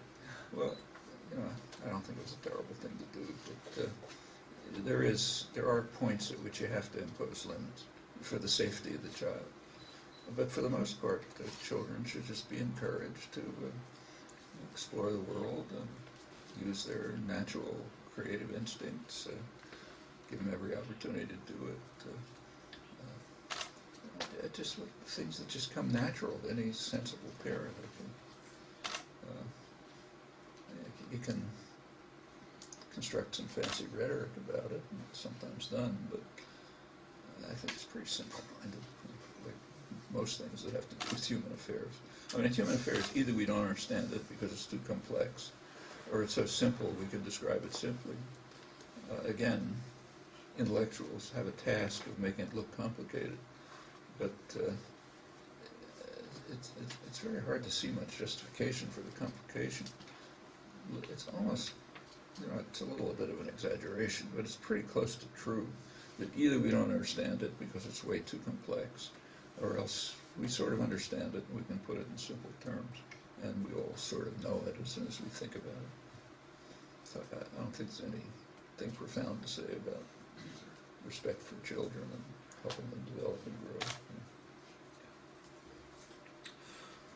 What pitfalls and benefits do you see in Pericon, participatory In what? economics? Pericon, participatory economics. Do you think it is an ideal form of future socialism? Why or why not? If it turns out, or if the evidence seems to suggest that competitive behavior is intrinsic component of human nature, what does that imply for the core ideals of a participatory society? Well, I don't think that's, I mean, Mike and I have been talking about this for decades, but my own feeling is I'm kind of skeptical about detailed planning of a society, partly for the reason I just mentioned. I don't think we know enough about human beings and about societies to be able to sketch in great detail how they should or would behave under various conditions. So maybe this is the right way, but my feeling is that this has to be a lot of experimentation. Different kinds of forms of cooperation and mutual support, mutual aid have to be considered. There may be lots of options. Some of them may have consequences we haven't thought of. Some of them may work out in different ways. I mean, I think there are particular questions that can be raised. Like, for example, should people be remunerated on the basis of effort? I don't think that's obvious. I think there's some justification in the old principle to each according to his needs, from each according to its ability. Actually, that's a pretty conservative position. I mean, about a majority of Americans think that that's so obvious that it must be in the Constitution, literally. And I think it is a sort of when Americans say it's in the Constitution, that just means, it's obviously true, because nobody knows what's in the Constitution. But there's been several polls which have shown that. And I think it's a pretty reasonable position. So I'm not convinced that remuneration according to effort is the right idea.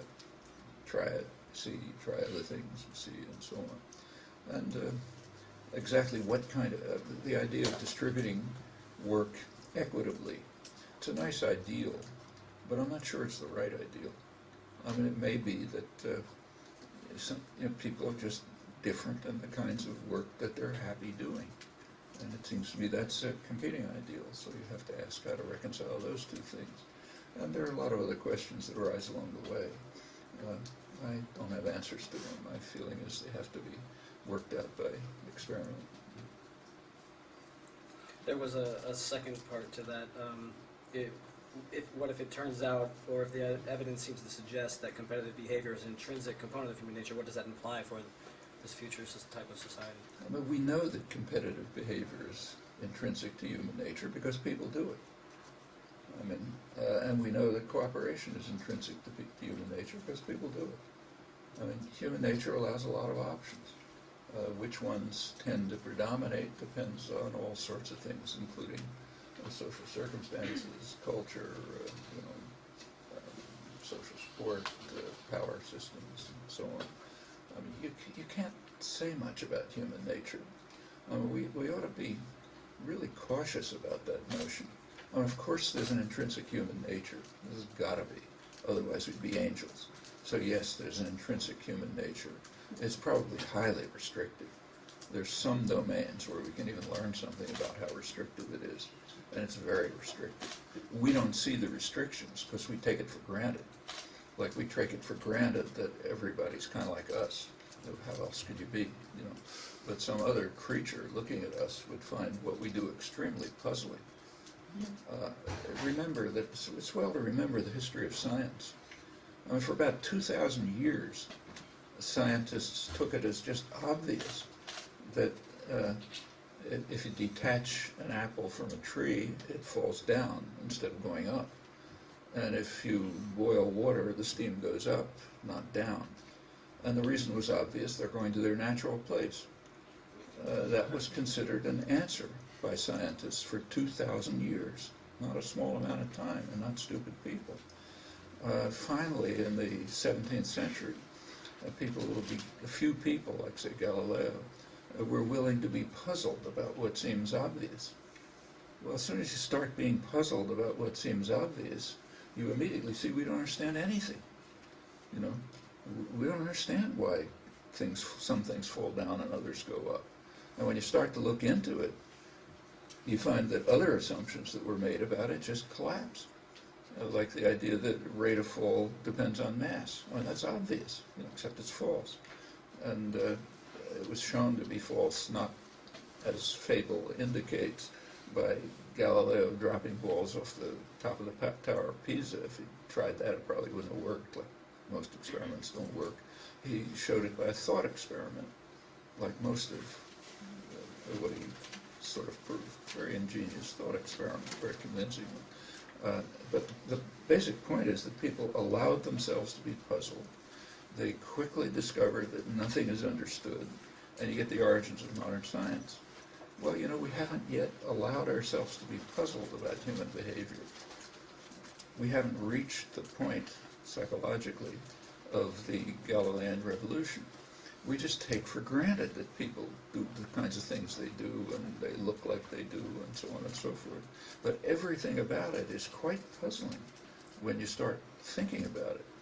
I mean, my own particular interest in this area happens to be mainly acquisition of language. And, you know, the general assumption is, how could there be anything puzzling about it? Look, we all do it, you know, infants do it, and so on, so forget it, it's all obvious.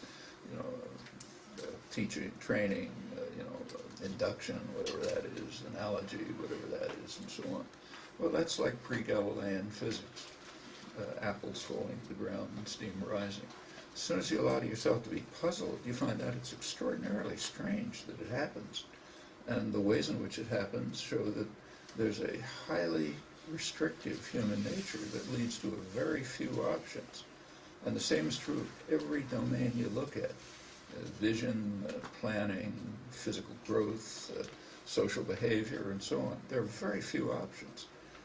And to discover them, if we could discover them, we'd know what human nature is. But you can't discover them unless you're willing at least to be puzzled by what seems obvious. Till you make that psychological leap, you're going to be in the stage of things go to their natural place. And that's where we are in the case of human nature. But if you really look at it, we don't know anything about human nature. And we know something, but very little. In fact, we don't even know very much about insect nature, which is much easier to study, and we don't have that psychological barrier that we have about ourselves. It's experimentally much easier to study, of course. These are really hard questions. So is competitiveness part of human nature? Well, trivially, yes, because it takes place. Is cooperation, solidarity, and mutual aid and support part of it? Sure, because we see that. What are the constraints?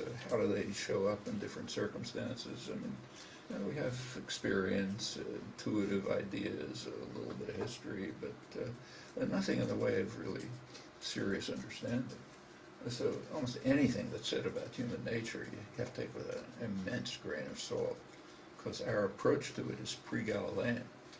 We have not, except for rare areas and a few people, you are not allowed, we haven't reached the point where you can be puzzled even about what's in front of your eyes. If you can't do that, you can't have any understanding.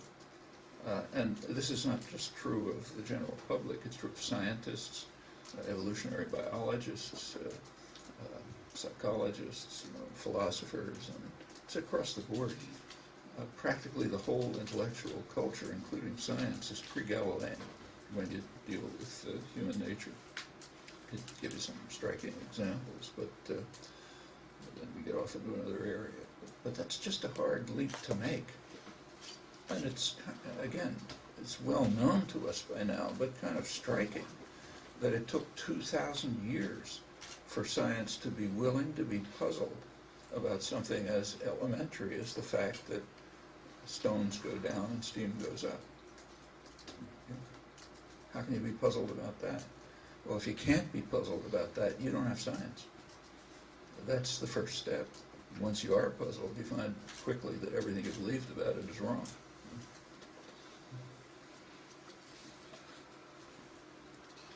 Some individuals on the radical and progressive left are discussing the formation of a revolutionary organization for a participatory or libertarian socialist society.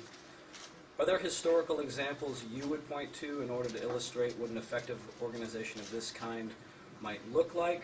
What challenges did that organization face, or how were they overcome? If challenges were not overcome, what might that organization have done to overcome them?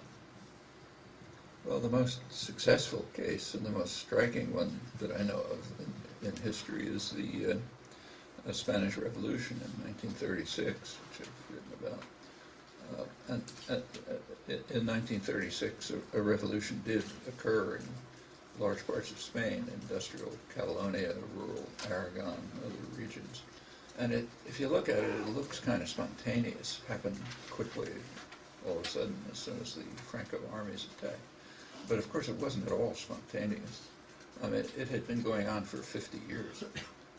There had been about a half a century of education, organizing. There were anarchist schools, there were uprisings, there were takeovers of towns, which were then crushed by force. A whole history of experience, experiment, initiatives, defeats, and so on. And it led to the point where what to do was just in people's heads. People had a conception of what to do, widespread conception of what to do. And when the opportunity arose, they did it. So, it looks spontaneous from one point of view, but it was the result of a very substantial effort in the rural and industrial areas in Spain. And it was pretty successful. It had its problems, but it was in the middle of a war, for one thing, so big problems. It was finally crushed. It was crushed actually in about a year, but it took the combined forces of every power in the world to crush it.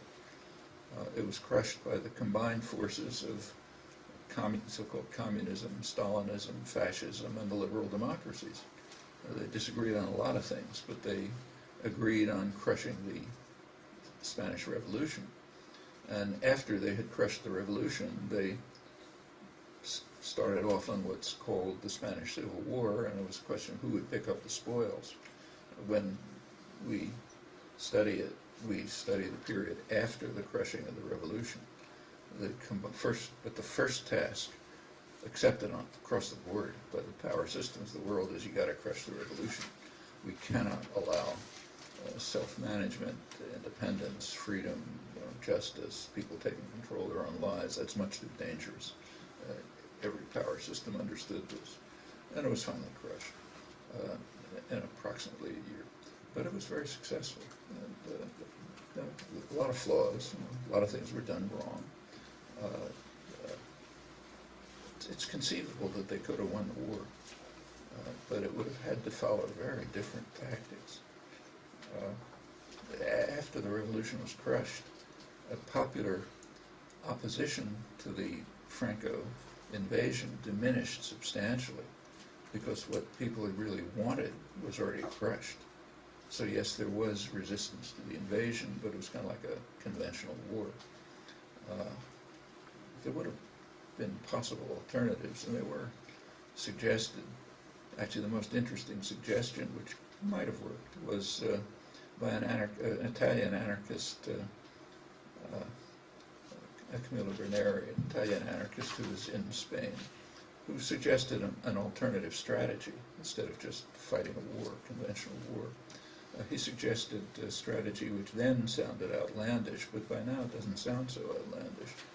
He suggested that in Spain itself, the real revolutionary forces should conduct a guerrilla war, not a conventional war. Well, by now, actually the concept of guerrilla war is very deeply rooted in Spain. In fact, it grows from Spain. That's why it's called guerrilla. But it developed during the French Napoleonic invasion. And as we've seen in more recent history, it can be pretty successful.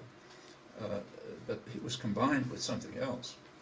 He suggested a political war.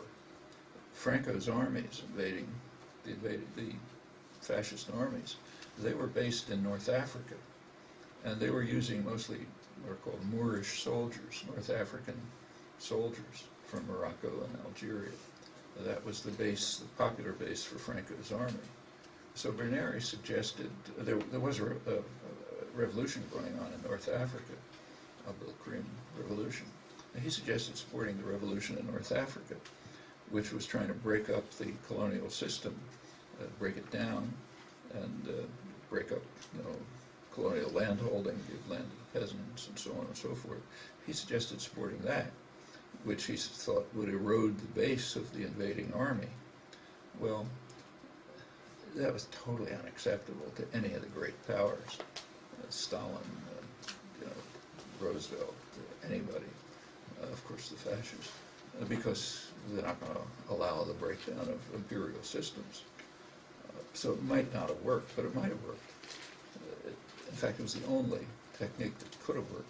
A guerrilla war in Spain and revolutionary war in North Africa, but it wasn't considered.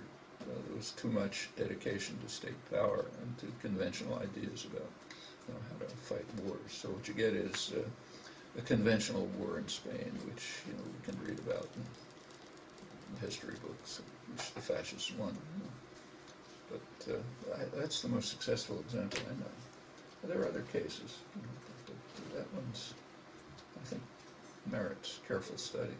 I should say, in connection with that war, there were proposals by anarchist historians and analysts there were very detailed proposals about how to organize every particular of the Spanish Revolutionary Society.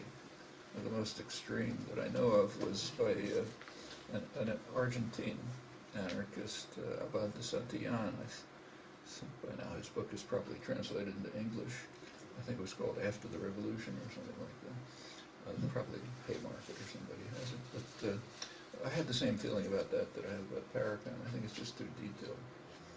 You have too much experiment is needed to find out what you can do. But it was an interesting set of ideas, maybe right. And there are other experiences through history. In fact, there are bits and pieces of it all over the place. There are pieces in American history. In fact, right now in the United States, there are probably thousands of enterprises that are worker managed. That were not huge ones, but some of them pretty successful, and use different plans, different efforts. And it's a deeply rooted idea in American working class history. I think back to the earlier industrial revolution here, say around New England, it was kind of taken for granted by working people that the slogan was, "Those who work in the mills should own them and manage them." It was also taken for granted in the late 19th century that there's basically no difference between wage labor and slavery.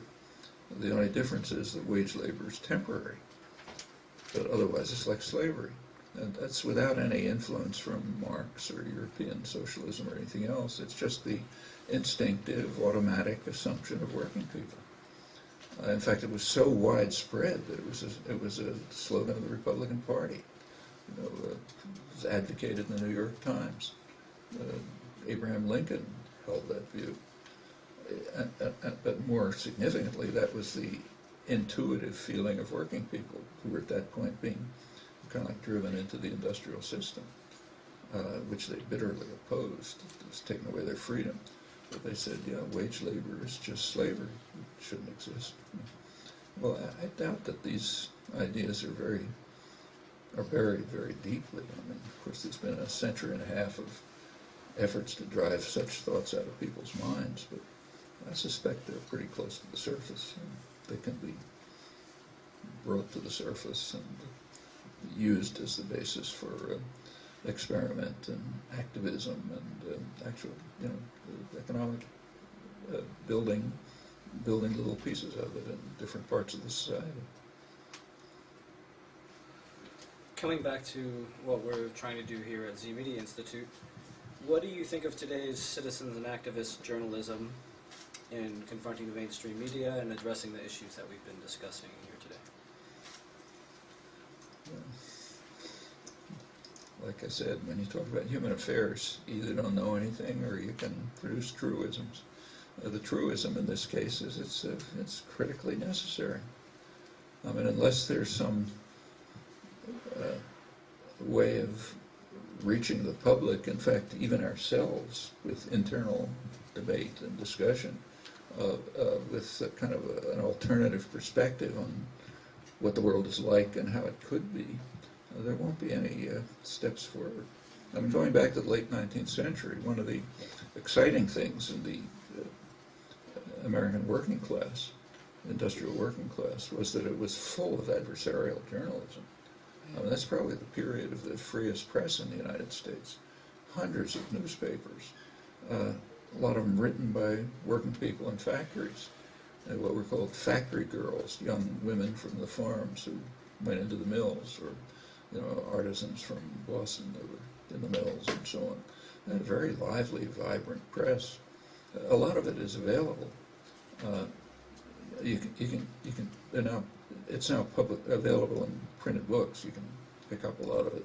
Philip Foner has a left-wing labor historian, has published a big collection. I think it's called Factory Girls or something like that. There's one of the first books in American labor history, maybe about 70 years ago or 80 years ago, by Norman Ware, which is called The Industrial Worker, was reprinted a few years ago, and it has pretty interesting excerpts from that literature. That was a lively adversarial press, and it lasted as late as the 1950s. There were, I think, 800 labor newspapers reaching about 30 million people, which was pretty radical and quite interesting. That it's taken a long time to destroy the adversarial press. In other words, in England, the same thing happened, and it has to be reconstructed. That's the only way to hope to bring people to comprehend what the world is, or even to figure out their own ideas. I mean, that's one of the ways that the participants themselves learn. Try out ideas, get reactions to them, enter a reasonable dialogue, try to reach out to others, get their ideas. That's just a core part of any step toward the future, any decent step toward the future. So those are the truisms. Embarrassingly, this morning we didn't think we would get through all the questions that we did just now, and we seem to have covered everything. That's because everything's obvious. Do you want to? Do you want to take questions now, or do you want to? Sure. Okay. I'll pick people out, and then we can just go from there. We are going to end this at 3:30 sharp, so we can get back on board. You first. My question was there, but hasn't been covered. My question is what's going on in India, which is right now a huge attack on the Maoist people's movements by the state, by the leftist parties, and which has also spilled into vitriol against anything that Arundhati Roy says right now. People's movements are being maligned by the state as well as the left parties as being Maoist movements, and kind of raising a fervor against to increase the state violence and the corporate violence. So do you have a stance on that? Arundhati Roy just published some important articles in Outlook. I think you can probably find them on the internet. Pardon? They're on the internet. Yeah, she spent a couple of weeks, I think, in the tribal areas in the midst of what's called the Maoist revolution. This has been going on for a long time, taking different forms. In fact, India, post-liberation India, has had an extremely violent history of internal war, all kinds. And this is a main part of it. It's, India is a very much stratified society. The caste system breaks people up into various strata, Brahmins are the highest, Dalits are so-called untouchables are the lowest. Then there's the tribal people who aren't even in the caste system. They're so low they don't even fit into it. And they're the most repressed people, the indigenous people. They're like the indigenous populations, usually the most repressed population. So in India they're called tribal people. And they live in the forests, and which is a large part of India. I mean, if you take a look at the map of India, a large part of it's in flames. The areas where they live happen to be pretty rich in resources. And the Indian government, left to right, want the resources. And there is a conflict of interest. I mean, should you use the resources, or should you allow the tribal peoples to have their traditional way of life? Actually, that's happening all over the place, not just there. It's happening in the United States, in the Amazon, all over the place. In India, it's taking a particularly brutal and violent form. India is an extremely violent society. You're Indian, I suppose. Yeah, if you visit India and you just read the newspapers, the newspapers are full of, the police killed 5 people in this village somewhere, and so on and so forth. It's just going on all the time. This particular popular movement, the one that Arundhati Roy described, is led by people who call themselves Maoists. They're not tribal people. I mean, they're outsiders who were driven out of other areas where they had tried to carry out what they call Maoist revolutions. They sort of worked their way into the tribal societies and are now, kind of a leadership group hidden somewhere in the forest somewhere. I think they're a pretty vicious group, frankly. My feeling is that Arundhati was tended to romanticize it a bit by just living with the people themselves. It's quite different from trying to figure out what the leadership is. And they've done some pretty awful things. I wouldn't trust them as far as you could throw them. But the tribal people are caught. They are the ones who are helping the tribal people defend themselves. And there's a major attack on them by the Indian military and paramilitary. It's called the Green Hunt. And at the core of it is who's going to get control of the resources and the way of life of these huge areas. It's not going to be simple to... I think Arundhati's account is very moving, but I think there's a lot of critical accounts, too, that have appeared in the same journal. In fact, Nirmal Mukherjee had a long article, which was... He's a close friend of Arundhati's, incidentally. Good, serious leftist critic who was very critical, and said, yeah, it's sort of right about the tribal people, but she's overlooking the Maoist leadership, which is, according to him, plausibly, I think, just a bunch of gangsters and criminals. So it's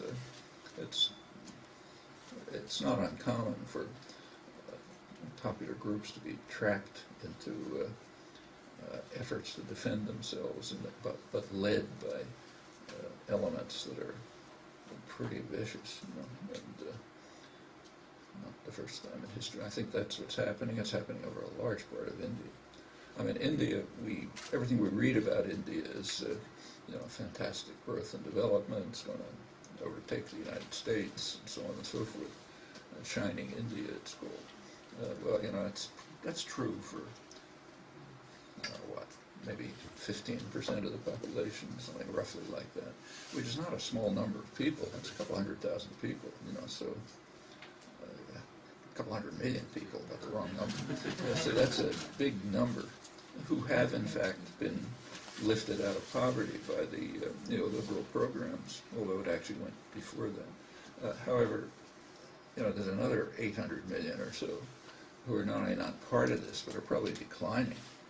So the rate of food, the level of food consumption in India, average food consumption, has actually declined notably during the program, the neoliberal programs.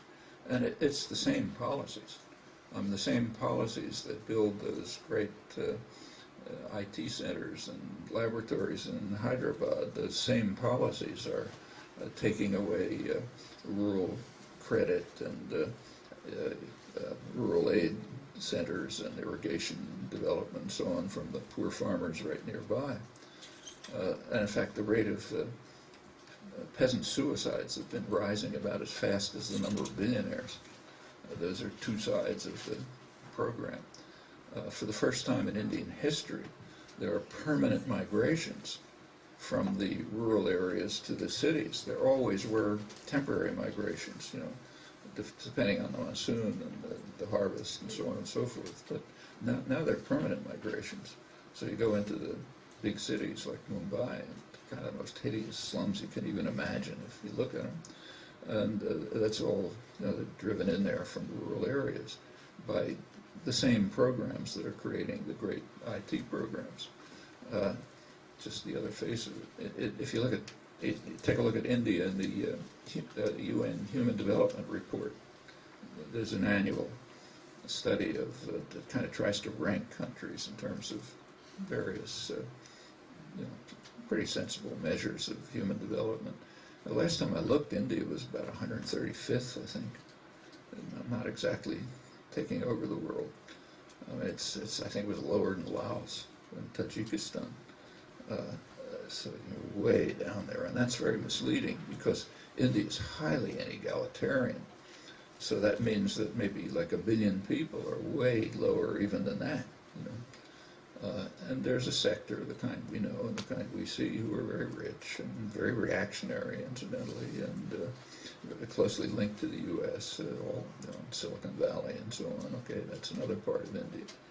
And the attack on the indigenous people in the tribal area, it just fits into this whole policy. And something similar can be said about China. So it's, they got plenty of internal problems. This is even overlooking the huge problem in Kashmir, where Indian repression is horrendous. And Pakistani terrorists is bad, so there's no nice guys around. And the Northeast too. And we have terrible repression in the Northeast. In the Northeast, yeah, the same. I mean, the so-called Maoist revolution comes out of what was called the Naxalite movement.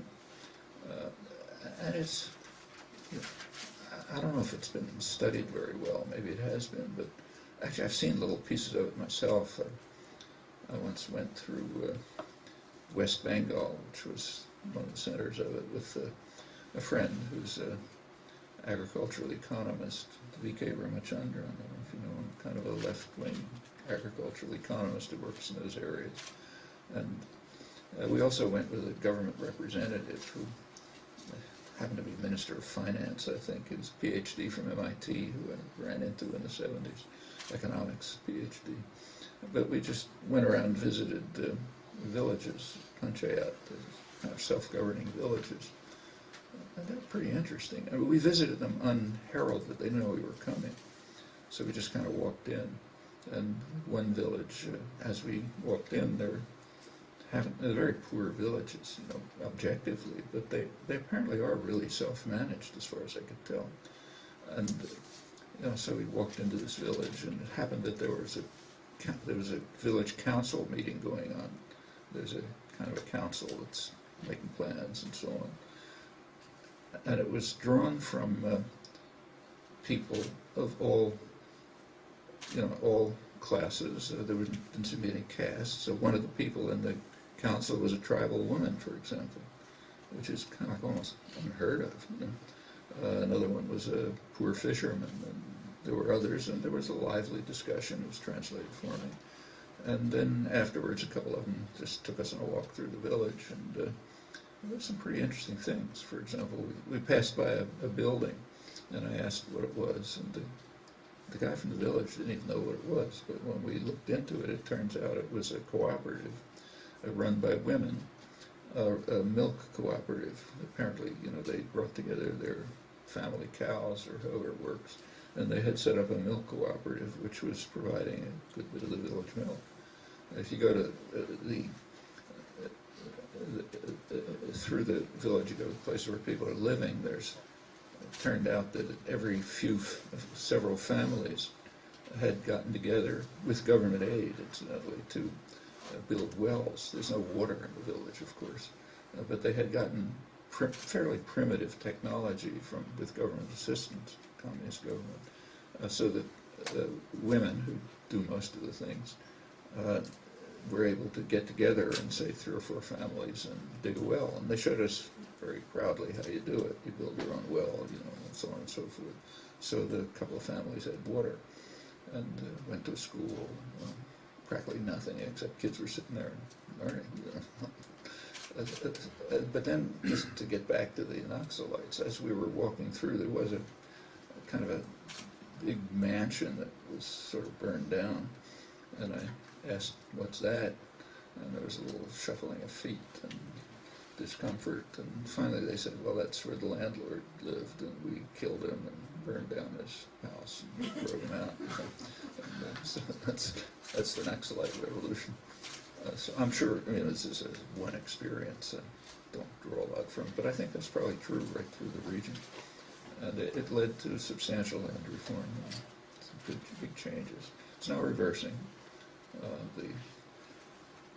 In part, it's reversing because of efforts of the so-called communist government, which incidentally was super Stalinist, unbelievably Stalinist, to take over, to drive out rural people and take over resources and bring in foreign investment. Foreign here, incidentally, means Indian investment, like a Tata automobile plant and things like that. And it's a complicated country. I don't think it's easy to capture. There's some very interesting study. There's one interesting study of West Bengal by a very good economist, a British economist, Barbara Harris White is her name, who's worked extensively in West Bengal. I forget what her book is called, but her estimate is that about 80% of the economy is black, meaning, informal economy. That's a huge amount, and that very ugly figures about poverty and so on, which you just can't miss in India. I've never seen a place, I've been in a lot of horrible places, but I've never seen a place where poverty is both so horrible to look at, but so ubiquitous. You take a city like Delhi, which is a modern city, you can't drive through the city without seeing horrible things all over. Actually, just another personal experience. Last time I was there, I was going to a demonstration. We were going to have a demonstration about, I don't know what, forget what, war in Afghanistan or something. But I was being driven there, and I was with a woman, Aruna Roy. Do you know her? Mm-hmm. Yeah. This is a fantastic woman. She was a sociologist at Nehru University, but she left the university, and she went to Rajasthan, a very poor area, and for 17 years she'd been living in an extremely poor village in Rajasthan, working on women's issues. Really dedicated person, living in horrible conditions and so on. Anyhow, she was sitting next to me in the car, and if the car stops at a corner, you're immediately surrounded, especially if they see some white person in there, you're immediately surrounded by beggars. A gypsy woman holding a starving child and all kind of horrible scenes. And I was trying to give the beggars a rupee or something, just like a penny. And she told me not to. She said, "You can't do it, because if you do, you just bring in a whole mass of people." But I noticed as we were driving, she never even looked. She couldn't look out the window to see the misery outside. And I asked her about it. And she said, "Look, you can't survive if you look. You have to be able to steel yourself not to see what's right outside the window. Otherwise you can't survive in this society." And this is a woman who is really dedicated. And I think that's true of India. Don't know if you agree, but that's my impression of it. It's a country that has enormous problems. For any questions on the Mideast, please keep in mind that Noam will be talking about that tonight extensively. Thanks for letting me know. I didn't know what I was talking about. In back, and then there, and then there. You that's looking back, the first back. Sorry, I don't have your name. Okay. Go ahead. So there's obviously a million things going wrong in the world, and at certain times, strategy works best working around issues of race or women's issues or ecology. Do you see a strategic, what do you see as the best strategic focus for radicalizing people in the U.S.? I don't think there's a simple answer to that. I mean, let's just go back to this group in South Boston that I learned about, Vita Urbana. For them, the serious issues to work on are having a traffic light on a corner, or having some way for kids to stay in school and have a reasonable experience, or some way to get jobs for poor people, to break through the racial barriers and so on. Okay, that's the immediate problems for them. For people living in the Rust Belt of the United States, upper Midwest, where the industrial system is being closed down, the immediate problem is to find a decent existence, probably by taking over the factories and running them themselves, and carrying out a real industrial revolution with green technology and so on. For other people, it's somehow dealing with the fact that we're facing an environmental crisis that could destroy the species. Pick your. There's just too many examples. Depends who you are, where you're working, what you can do, what your talents are, what your commitments are. No shortage of. I don't think you can rank these things, and there's no. I can't imagine there's one answer, and they all kind of, they're all in parallel and interact. I mean, each one strengthens the others. Yeah, Noam, you usually point out that the villain in the piece between the have and the have-nots are the corporations. The corporations are the problem, top down, and so the way you have suggested to fix the situation, which I find interesting and exciting and usually not discussed, is you point out that the corporations are granted by the public charter, and that if the public gets together and wanted to, they could pull the charter of Exxon or Boeing or whoever. So tell us, should we make up a list of the most exploitive corporations, and should we then organize to pull their corporate charters? I mean, that's exciting. It's a technical possibility. If you take a look at the corporations, let's say Exxon, every one is something like Standard Oil of California or of New Jersey or something else. And the reason is because they have state charters. Right. That's the way a corporation is established. Corporation is an entity established by state power, primarily federal power, but within the jurisdiction of a state, where they're given a charter. And if you look at the history of corporations, say through the you go back to say 1900 or something, 1800, a corporation was just a group of people who got together, and say a municipality that got together and decided we want to build a bridge over this river or something, and they incorporated and were given a charter by the state to build a bridge over the river, and once they built the bridge, it was the end of it. That was what a corporation was. Through the 19th century, mostly the courts, it wasn't really legislation, the courts gradually extended the rights and privileges of corporations. Finally, by about a century ago, they were given extraordinary privileges, mostly by lawyers, legal authorities, court decisions, and so on. But they're still chartered by states.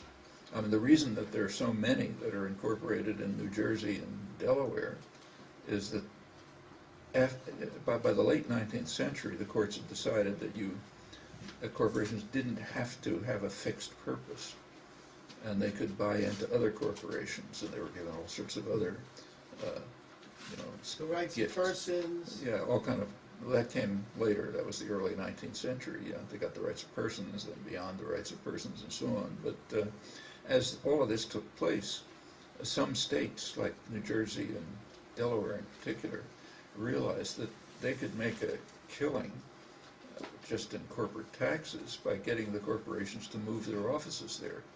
So move them out of New York and across the river, and you get a lot of extra benefits. So you get Standard Oil of New Jersey and, you know, a ton of corporations in Delaware. They're kind of a race to the bottom. The fact that there were states competing to get tax profits and other, you know, just employment and so on, led to a kind of race to the bottom, which is still going on, incidentally. So take, say, Massachusetts. One of the big employers here is Fidelity, you know, big financial institution. The state gives them all kind of gifts, but Rhode Island's now giving them bigger gifts. So they're going to move over the border to Rhode Island, which means losing tens of thousands of jobs here. Other corporations are, I forget the name of it, but one green technology corporation was just given a very substantial taxpayer gifts in Massachusetts, but they decided to pack up and move to China, you know, where it's cheaper and workers can be gotten. Evergreen Solar. What was it? Evergreen Solar? Yeah, Evergreen, right. So that goes, now it's international, but it used to be in the States, but they still have state charters, which means that in principle the citizens of the state can take away the charter. But there are even less radical moves that can be made, which could be significant. I mean, you can take a look at standard economics textbooks, the kind that you read in graduate courses in economics on corporations, which point out that it's just a court decision, which isn't written in stone, that corporation management has to be answerable to stockholders. I mean, part of Anglo-American corporate law, just established by the courts, no legislation, is that the managers of a corporation must dedicate themselves to shareholder profit. That's a lethal principle. That's the kind of principle that's going to destroy the environment and everything else for all kind of reasons. So it's a really lethal principle. But it's just a court decision, you know, can be overturned. And as the textbooks point out, you know, you could change corporate law so that corporations are responsible to what are called stakeholders. Stakeholders means the workforce and the community. That their legal responsibility is for the benefit of the workforce and the community. There's nothing in economic principle that tells you can't do that. You know, it's just a court decision that you can't do it. Well, you know, that's a pretty straightforward move. I think it probably have enormous popular support, and it's even short of taking away the charter, which is another step. So there's plenty of anti-corporate moves that could be made, and they're kind of like right on the surface, like most things about human affairs. It's a matter of getting over this kind of barrier of not seeing what's around us. You know, kind of like the Galilean revolution. You got to see what's around you before, when you do, you find lots of steps can be taken. There are small efforts to do this on a national scale. There's one organization called, I forget what it stands for, POCLAD, P-O-C-L-A-D. Anybody remember? You can find it on the internet. P-O-C-L-A-D? Yeah, it's not a lot of people, but it's a small number. I think it's organized by a guy named Richard Grossman, if I remember, it has a lot of publications, which are pretty sensible ones on questions of this kind. Does some organizing. There are actually parts of the country, like some area in rural Pennsylvania, I think, which has just rejected all corporations, says you can't come in. The democracy schools movement. Democracy schools, it's the people in Pennsylvania. They call it the democracy schools, the people in Pennsylvania. Democracy schools. They call it democracy schools. The people in Pennsylvania, they call them democracy schools. They go into a community and they organise on a local level and annul corporate charters in that community. Are just not applicable there. Yeah. Yeah, it's kind of like areas of the country like Cape Cod, for example, which parts of Cape Cod which don't allow you know, any of the international enterprises in McDonald's, Dunkin' Donuts, and so on. So plenty of things like this can be done at a local level and beyond. They're well within the range of popular organizing. And easier than trying to revoke the charter. Revoking the charter would require a significant educational campaign, which is at least statewide.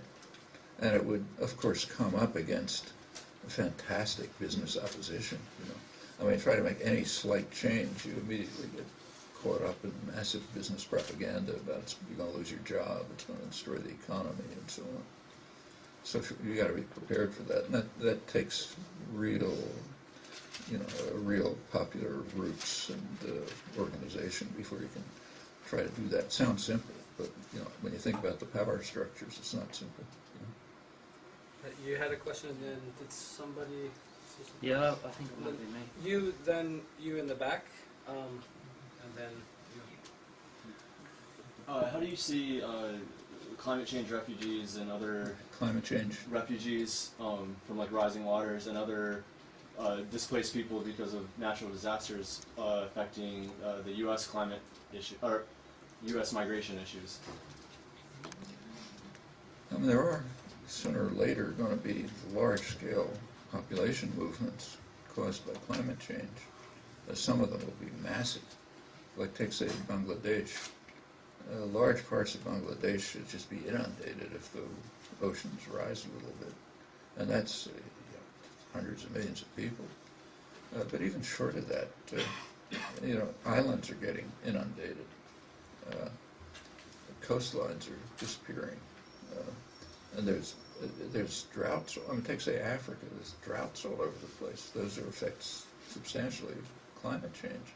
Actually, a lot of what's going on in Darfur is the result of climate change, which is taking away the natural environment of nomadic groups. So they're encroaching in agricultural areas because they can't survive otherwise, and that's leading to conflict and to the violence that we talk about and so on. So it's happening right in front of our eyes, and it's going to get much worse. Nobody knows how much, but it could be really pretty bad. I mean, we've got to do something. The sensible attitude is to try to prevent it. But if it happens, I think it could be pretty monstrous. I mean, Darfur is an example where it's leading to significant war. Sorry, do you see that affecting the American migration issues? Probably not, because of just geographical reasons. I mean, the only way to get to the United States is from the south. And I mean, if you look at places like, say, Guatemala, which I mentioned, I mean, there are climate areas there which are driving people to the north, but it's going to be, there's no way to get from Africa to the United States, you know, in any large-scale manner. I mean, they'll go to Europe, not the United States. Probably if you read, say, the Wall Street Journal, their line is, well, you know, global warming is not a big deal, you know, it'd be pretty good for the United States. Maybe, you know, so you have palm trees in Chicago and so on, but it doesn't seem a very bright idea, but it's possible that the temperate regions may not themselves suffer too much. And for Greenland, who knows, maybe it'll be a vacation resort. Of course, on the other hand, as soon as the permafrost starts to melt in large areas of Siberia and elsewhere, the predictions are you're going to get a very quick release of methane. Methane is far more destructive to the environment than carbon dioxide. So we may just kiss each other goodbye at that point. You had a question in the back? Wow. On that note, you mentioned earlier that to remind you to discuss the history of NAFTA and other... I can't hear. You mentioned earlier to remind you to discuss the history of NAFTA and some effects, the history of Mexico relating to immigration. Pre-NAFTA Mexico. Well, that's actually an interesting and pretty revealing story. I mean, go back a little bit. In the 1970s, the World Bank and the U.S. Treasury Department and the IMF, which is all kind of a complex, the theory that they were working with was that third world countries, which means third world dictators, should take on huge debts. And U.S. banks and other banks should lend them huge amounts of money because some crazed economic theory said, it's the great thing to do. So that was the policy, and they listened. Third world dictators are happy to take on big debts and spend the money on whatever they spend it on. Not for the good of the population, but they did it. Finally, around 1980, the U.S. was in an inflationary period, and first Carter and then Reagan picked Paul Volcker, who's now famous in the regulatory debates, to become Secretary of Treasury, and he sharply raised interest rates to try to wipe inflation out of the economy. Well, that caused here the worst recession since the 1930s. But in the third world, it was just like a devastating. I would say take Mexico. They had floating interest rates, so that their debts were indexed to U.S. interest rates. So when U.S. interest rates shot up, their debt payments shot up, and they couldn't pay it. So Mexico, by 1982 or so, was facing default. The economy they couldn't pay their debts. Well, nobody cares that much about Mexico, but you care a lot about U.S. banks. For example, what is now Citigroup, at that time was Citibank, major U.S. bank that goes way back. Their debt obligations were greater than their capital. They were in real trouble. Well, when a capitalist institution, a private institution, gets in trouble, you call upon the state to bail you out, meaning the citizens. That's the way the system works. It's not a capitalist system. You rely on the state to bail you out if you're in trouble. So the state agency that was used to take care of this is called the IMF, which is basically a branch of the U.S. Treasury Department. So the IMF imposed on Mexico very harsh structural adjustment programs. Without going into the details, what a structural adjustment program means is that the poor people in the country pay off the debts incurred by the rich people in the country. It's radically anti-capitalist. Like, for example, if I lend you money, right, and I know it's a risky loan, so I get very high interest and I get plenty of profit, and then at some point you can't pay the loan, it's my problem in a capitalist economy, but not in our economy. In our economy, the way it's done is that your neighbors pay off the loan, and the IMF makes sure that they do. That's called structural adjustment. Okay, radically anti-capitalist, but it's the way power works. So Mexico, the poor in Mexico were forced to pay off the loans taken by the dictators. And the same throughout much of the world. Well, Citibank was saved thanks to massive state intervention. The director of Citibank, Walter Wriston, was a passionate advocate of the free market, as was the Treasury Secretary, William Simon. A lot of elevated rhetoric about free markets, but not when it comes to saving the rich. As soon as it comes from saving the rich, forget about free markets. The taxpayer moves in and pays them off in the north, and the poor in the south pay them off. So Citibank was rescued, went on to new atrocities like its major role in the last financial crisis, for which it got bailed out again, of course, the way the really existing capitalism works. Okay, Mexico had a decade of severe decline, mostly the poor. Also plenty of atrocities, a stolen election, state violence, and all kind of horrors. Around 1990, there was a strategy conference called in Washington. It's called a Latin American Strategy Conference. And a lot of experts and political figures and businessmen and so on met to review relationships with Latin America. Well, with regard to Mexico, They said relationships are just fine, everything's great, stolen election, poor people starving to death, state atrocities, but everything's just great. But they said there's one cloud on the horizon, a possible democracy opening. That's what they called it. There might be a democracy opening in Mexico which would threaten the reforms.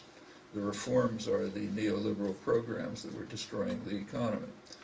So that's a problem. I mean, it's hard to overestimate the extent to which democracy is feared and hated by elites. I mean, it's overwhelming, and for good reasons. If you're in a position of power, there's nothing you hate more than democracy. I mean, you talk about how wonderful it is, but it's really passionate fear and hatred, understandably. So there might be a democracy opening in Mexico which would threaten the reforms. So what's the natural thing to do? Well, the natural thing to do, and you can read about it in the business press, is to lock Mexico into the reforms by treaty. Treaties are hard to break. So let's have a treaty which will lock Mexico into the reforms. Perfectly public, you can read it in the business press. And that was done. That's called NAFTA.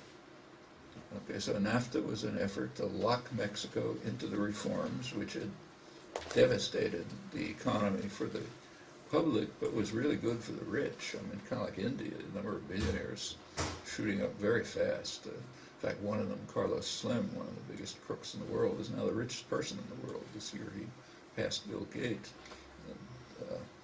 So, that's the reforms that we had to lock Mexico into by treaty, NAFTA. And as I said before, the consequence of locking Mexico into the reforms is the economy will be even further devastated. They bailed out Goldman Sachs by doing that. Pardon? That's how they bailed out Goldman Sachs. Yeah, Goldman Sachs, but it's just saving standard. Mexico. It's standard.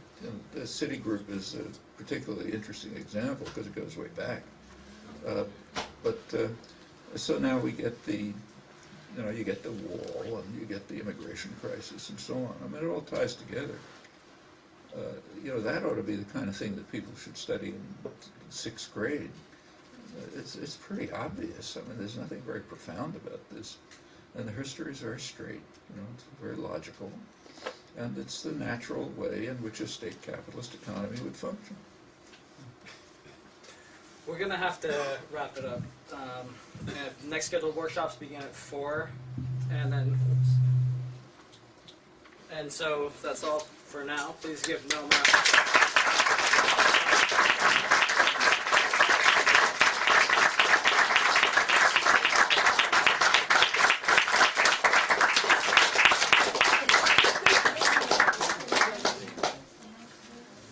Hey Chris, can I just make a little announcement? Sure. Twice, Noam mentioned Vida Urbana, and it's an organization in Boston that I do some work with. It's called City Life Vida Urbana, and you can look it up on the internet, clvu.org. And they have a really smart organizer there named Steve Meacham, and I interviewed him precisely because he's doing this work that, people are, a lot of questions here we're sort of asking about how do you do, what's a strategy for how to do revolutionary work in the current context. And so there's an interview that was in Z Magazine, and I think you can probably find it on the Z Mag website. So I just encourage you to look it up if you want more detail on that model. It's a model you can replicate anywhere. And so, yeah. Can you say the name again? City Life. Yeah, but the person. Steve Meacham. M-E-A-C-H-A-M. Okay. Probably online, look up Cynthia. Yeah. Either me or him, or put us together in the search. Okay. There's a YouTube video too. There's a great YouTube video. Look him up on YouTube. There's a really interesting document. You probably see. But it's really. I can't remember. It's Madrid before Hanita. And it tells the story of the people in Israel in the 20s, like socialists and anarchists in Israel, who went volunteering for the Spanish Civil War. And it's mainly in the early 90s. And lots and lots of interviews from people who actually were because there was still a lot of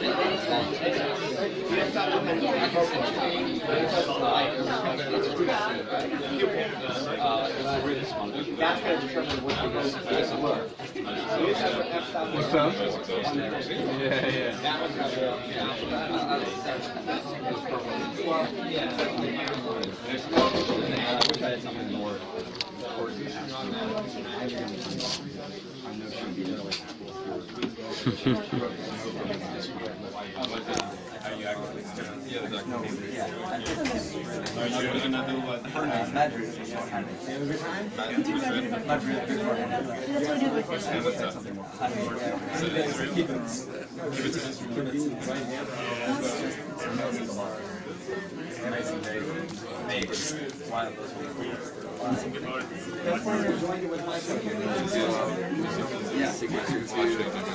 I don't know if you've ever heard Sons of Yes.